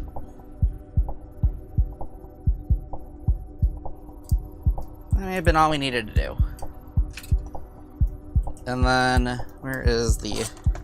Nope, this thing's falling out.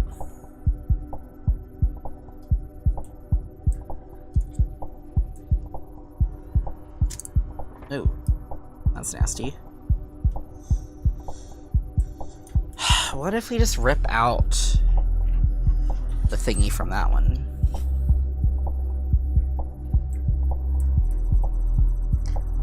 And just directly, like, solder it.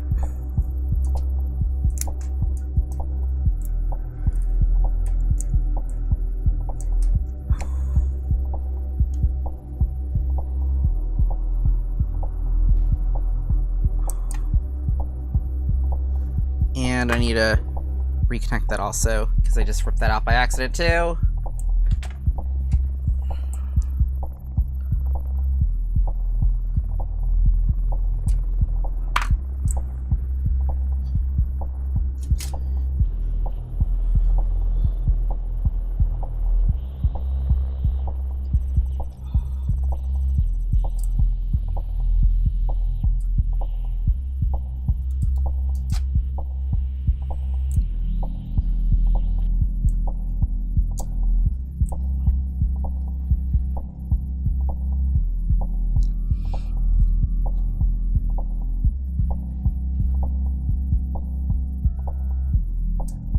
Oh gosh, I need to turn that fan back on.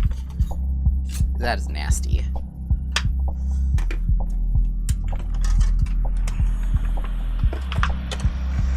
Okay.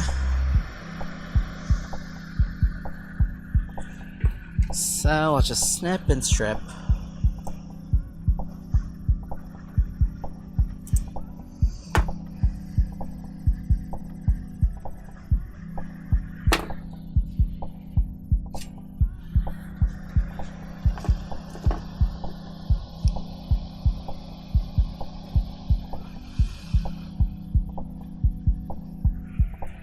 Okay. And then...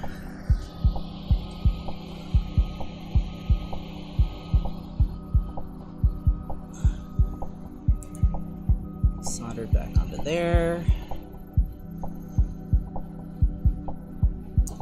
Close enough.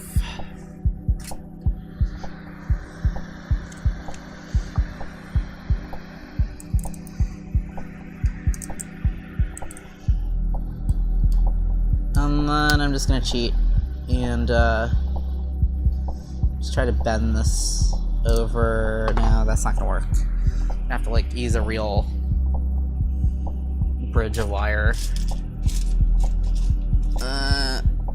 Okay, that'll work. Close enough.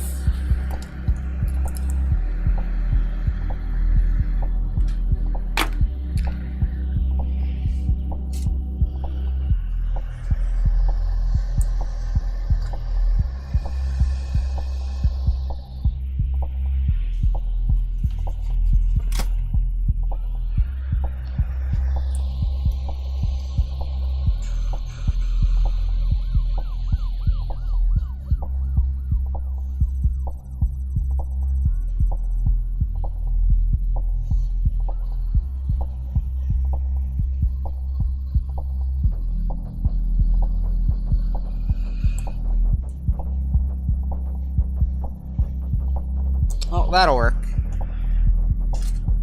It's not pretty.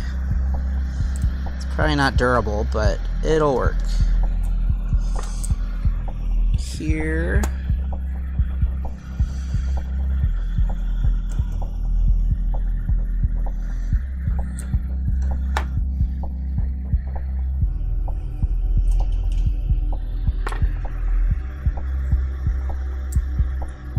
I need a new flex pen. Okay. That is tinned decently.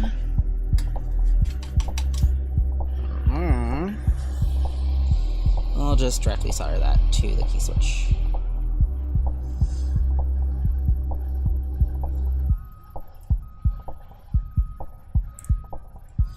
We should probably tin the key switch also.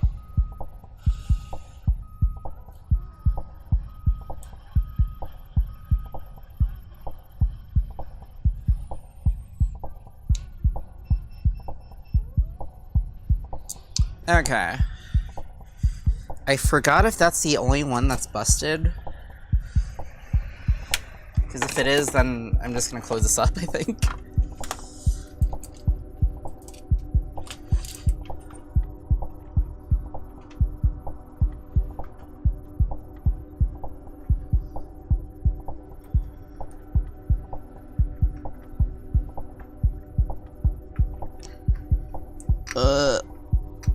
Trying to plug this in. Okay. Now let's see if this works.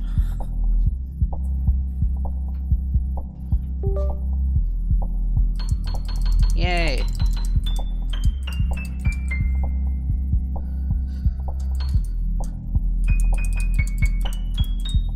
This is upside down. Other than that, that's okay.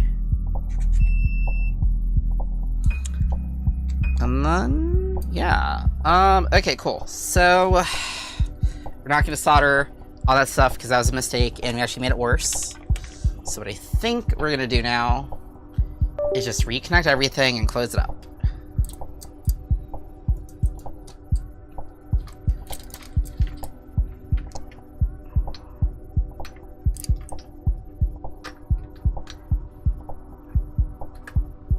A little awkward to do backwards, but it'll do.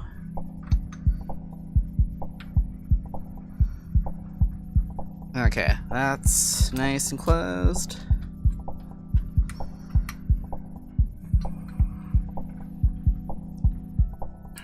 Okay, we're halfway. That. And then here. All these wires are getting caught on other wires. Oh, that needs to be glued in. Hot glue gun, where are you? Hot glue gun.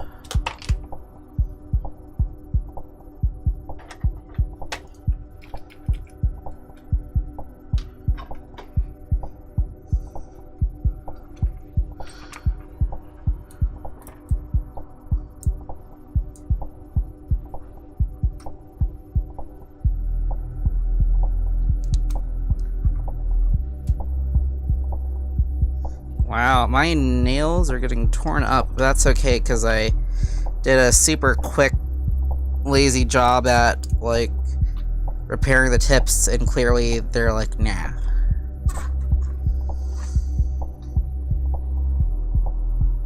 I want to get back to gel nails.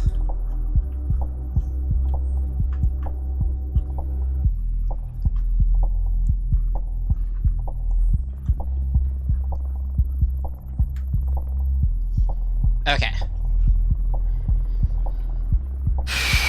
Let's plug that in and see what that does. Ideally, anything that's like a bare keycap, or not bare keycap, bare key switch should be working now.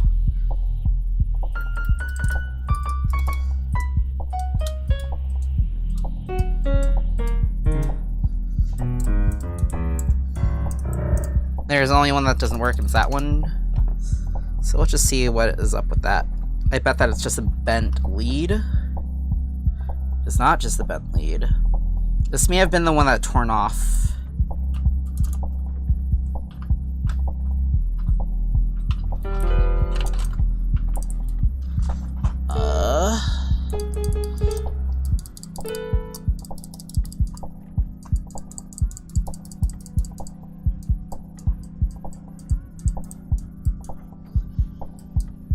Let's follow where that wire goes. Oh no! This is the rare...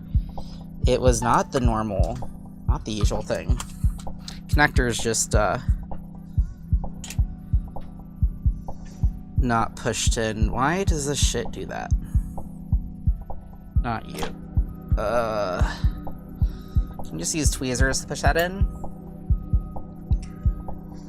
Let's do it the proper way. Let's take this out.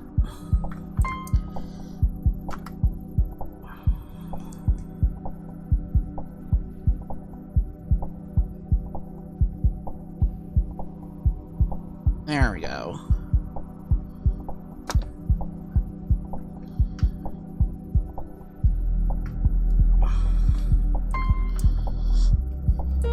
Yeah. Everything works. Perfect. Alright, so now we can just rearrange this on here. Except that one thing that still needs to be glued in. Which by now we probably have is it in there? Is that the right place to put that? Yeah. Yeah, there. Shit, I'm out of glue. Where is the hot glue gun?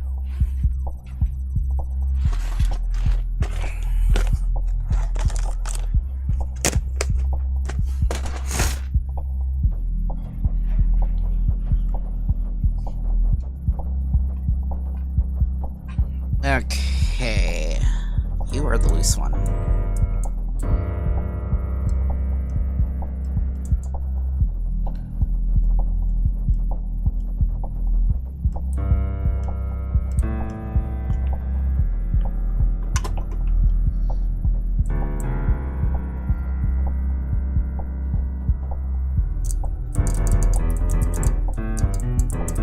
Okay, that should be good enough. And then we can finish putting the rest of them down.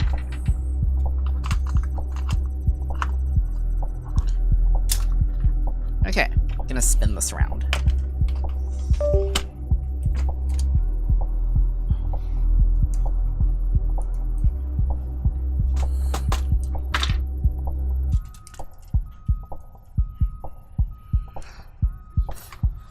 Okay, that goes in there. Or maybe we should start off with, I guess, probably this panel.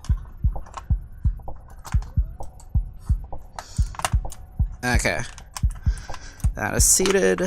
That is seated in there.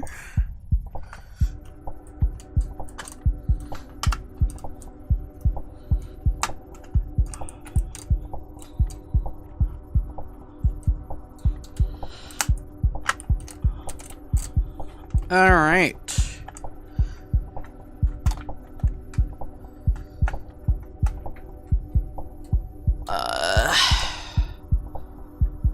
It is, like, slightly misaligned. How can we fix the alignment of this? If we just drill it in, will that just, like, fix it natural, or do you have to, like, nudge it over somehow?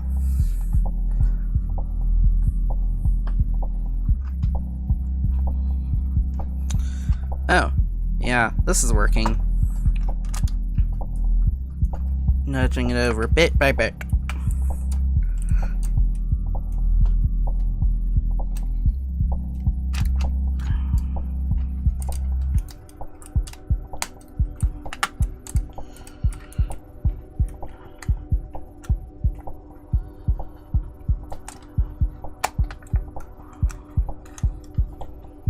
Maybe a mild amount of tap.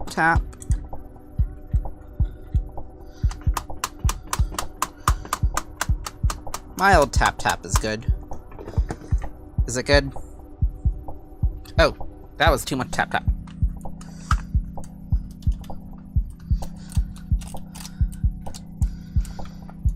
Okay, so let's plug it in and see if it makes noises properly.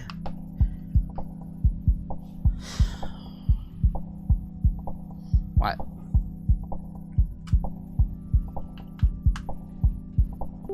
That was weird.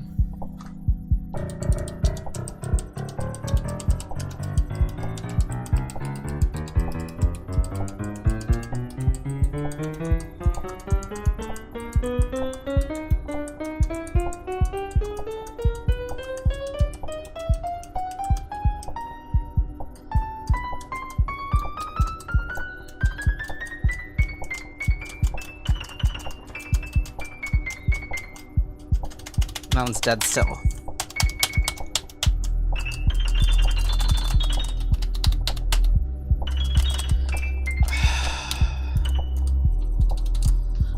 Okay, not quite there yet. It's all but one.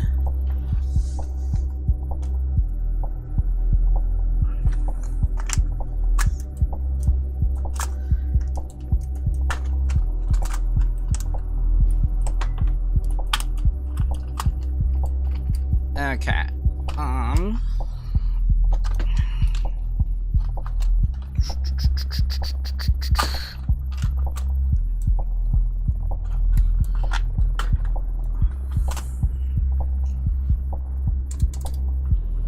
I think it was that one. It had to be that one because we're messing with weird stuff there.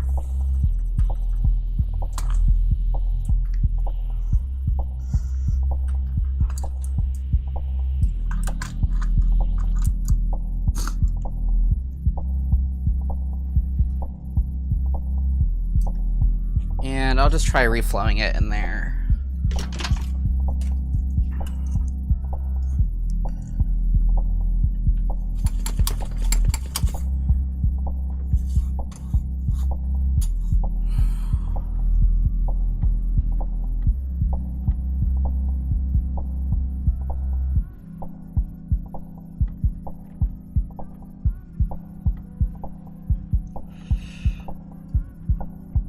Okay. Is that gonna work?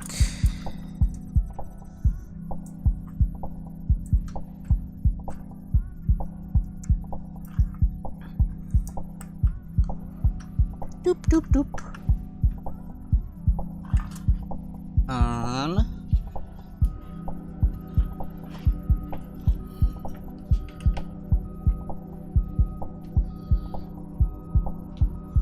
Why does it only work one way but not the other way?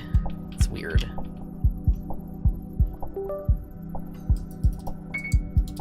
Nope, it's still busted.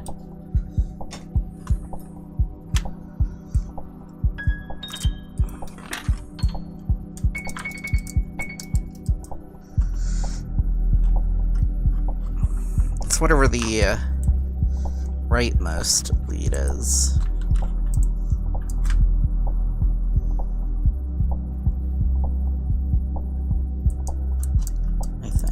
Because it's lifting on one side, but not on the other side.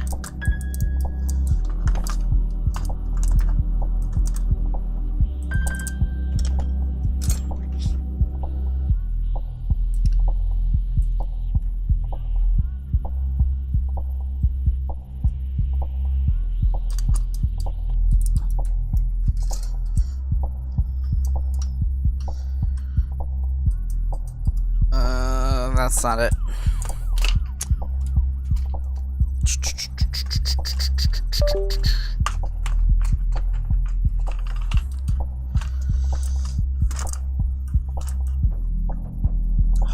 Let's see. I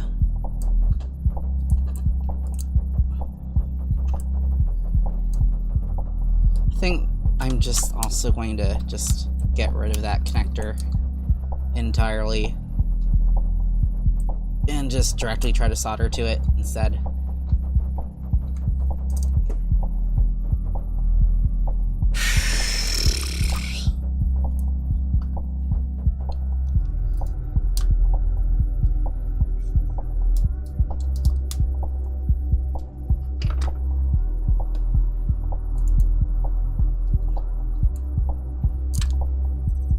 Yeah. So let's just remove this cred from it. Oop. And then just goon a ton of like solder to that point.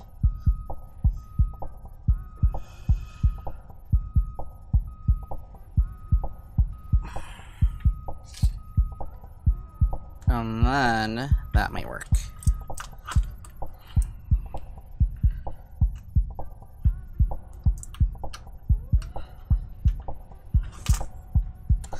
Okay. Please work. Yay, it works. Okay, now I think we can close this up. Because everything is plugged in there. You're all plugged in. You little better plugged in. Okay, cool. You're plugged in. You are plugged in, and you are plugged in. Okay, cool. So now we can finally patch this all up. It's a little sticky, but it should work.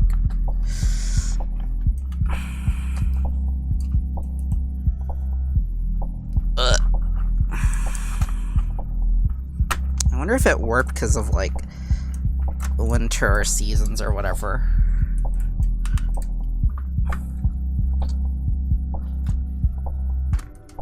There we go. Yeah, wood's kind of weird. But, okay, so just a little tap tap. That tap tap worked.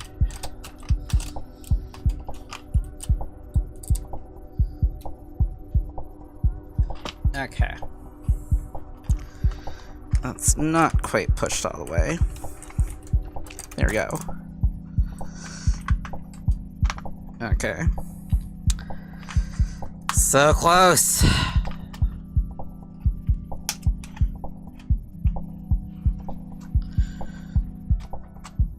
And then we can put the rest of the caps on this.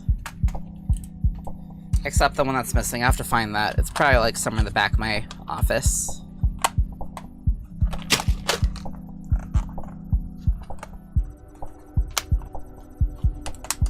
Whew. Okay. Just going to make sure that everything still works after forcing a lot of that in.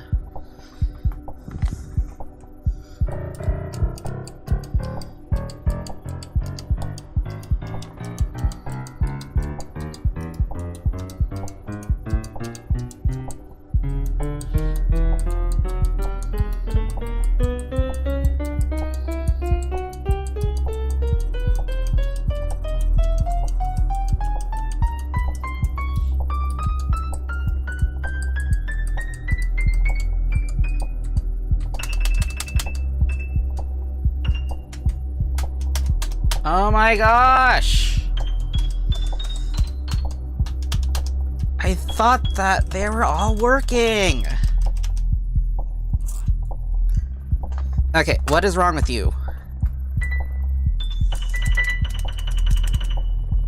Okay, close enough.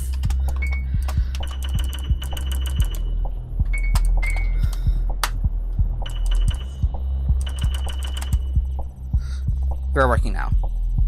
I mean, that's like at like the super duper duper high end of this, so it's not gonna even play that like that note very often. So yeah, I think I just want to wrap up this project.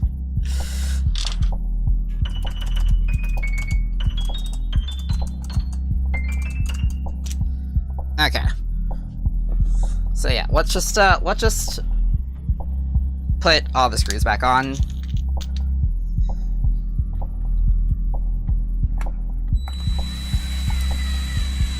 And then we can call it a day soon. Yay! Yeah.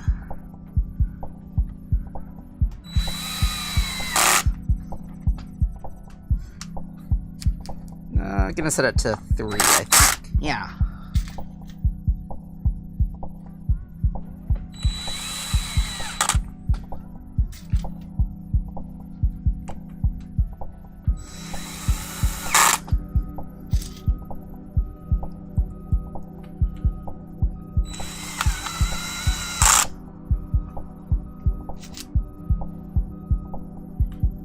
Doop, doop, doop.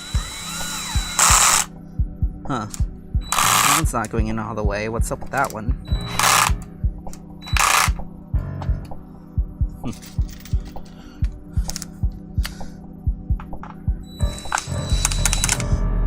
Strange. I don't want to force that one, it might cause some damage.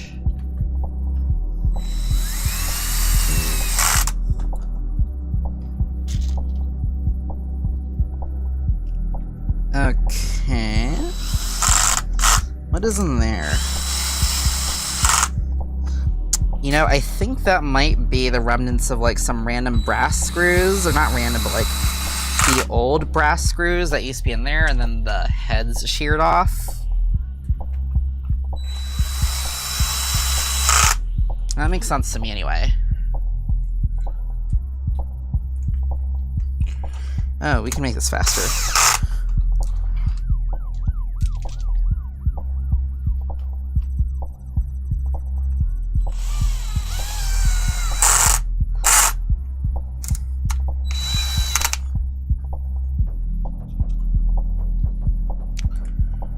Doop, doop, doop.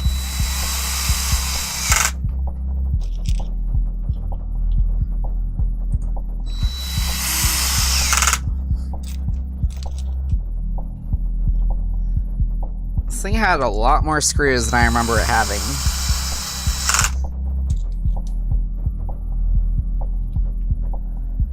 Oh, just realized that the camera angle, you can't actually see everything. Let me adjust that. Alright, cool. Now you can see the whole thing.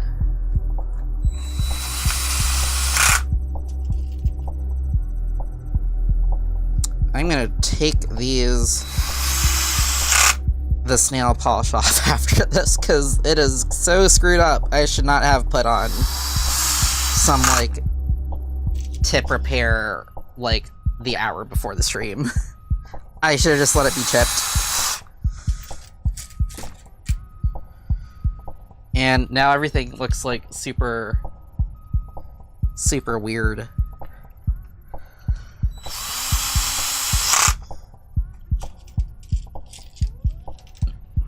Okay, we're halfway there.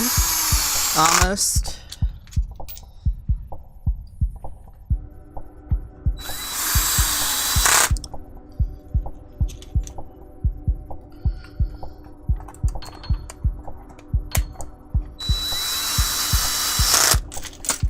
Ooh, that's close. Almost dropped all the screws.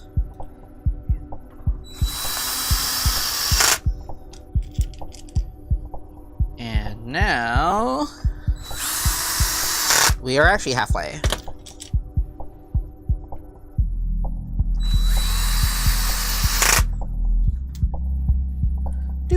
doop, doop, doop.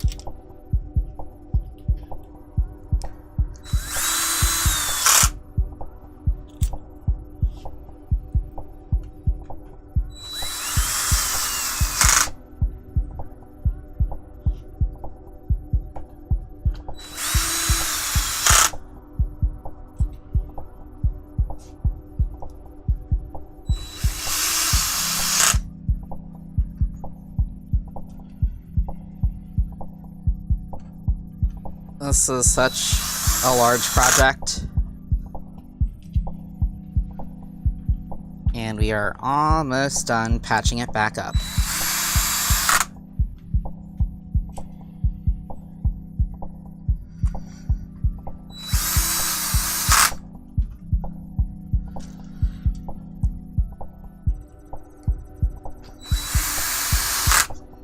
Honestly, I don't think I need to, like, start this completely over. I could really just remake the entire, like, top thingy with PCBs, but then after that, it should just be pretty good to go.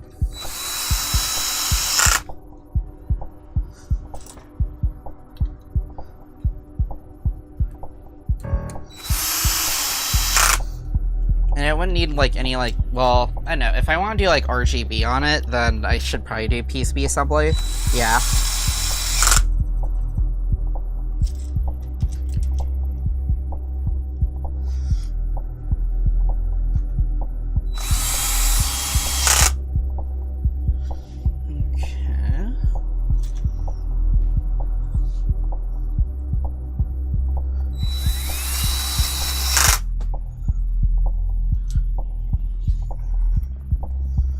Getting really close to the end. And then I'll just do a tiny little demo again, and then have announcements, and then I think we're gonna be ending the stream soon.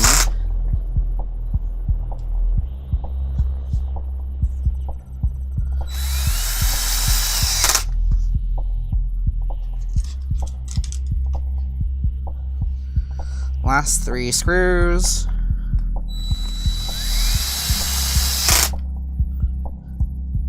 Doop. 1, 2, and 3. Cool. And then, let me go get those keycaps out. Everything just spilled. Oh. Okay. You get in place, you light up soldering fan thing. I'm trying to get to my keycaps. I guess let's do the black keycaps first.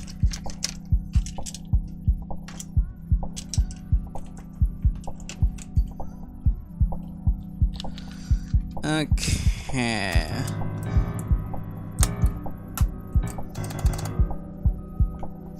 One, 2, 3. Why am I counting? 4, 5, 6, 7. That's a little damaged. 8.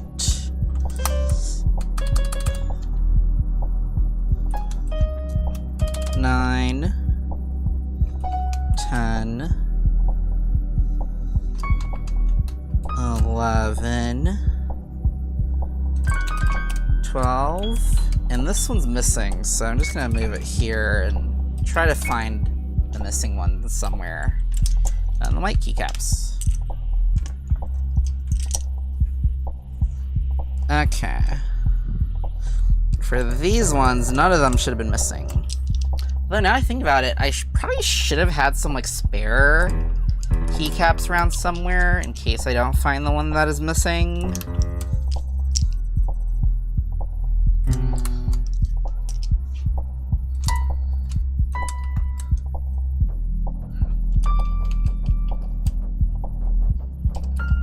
Okay, cool. All right, cool. Let's just appreciate the lights now. Turning off the lights. Cool. Set this in funky rainbow mode, and then let's just play every single key. Wait, I messed that up.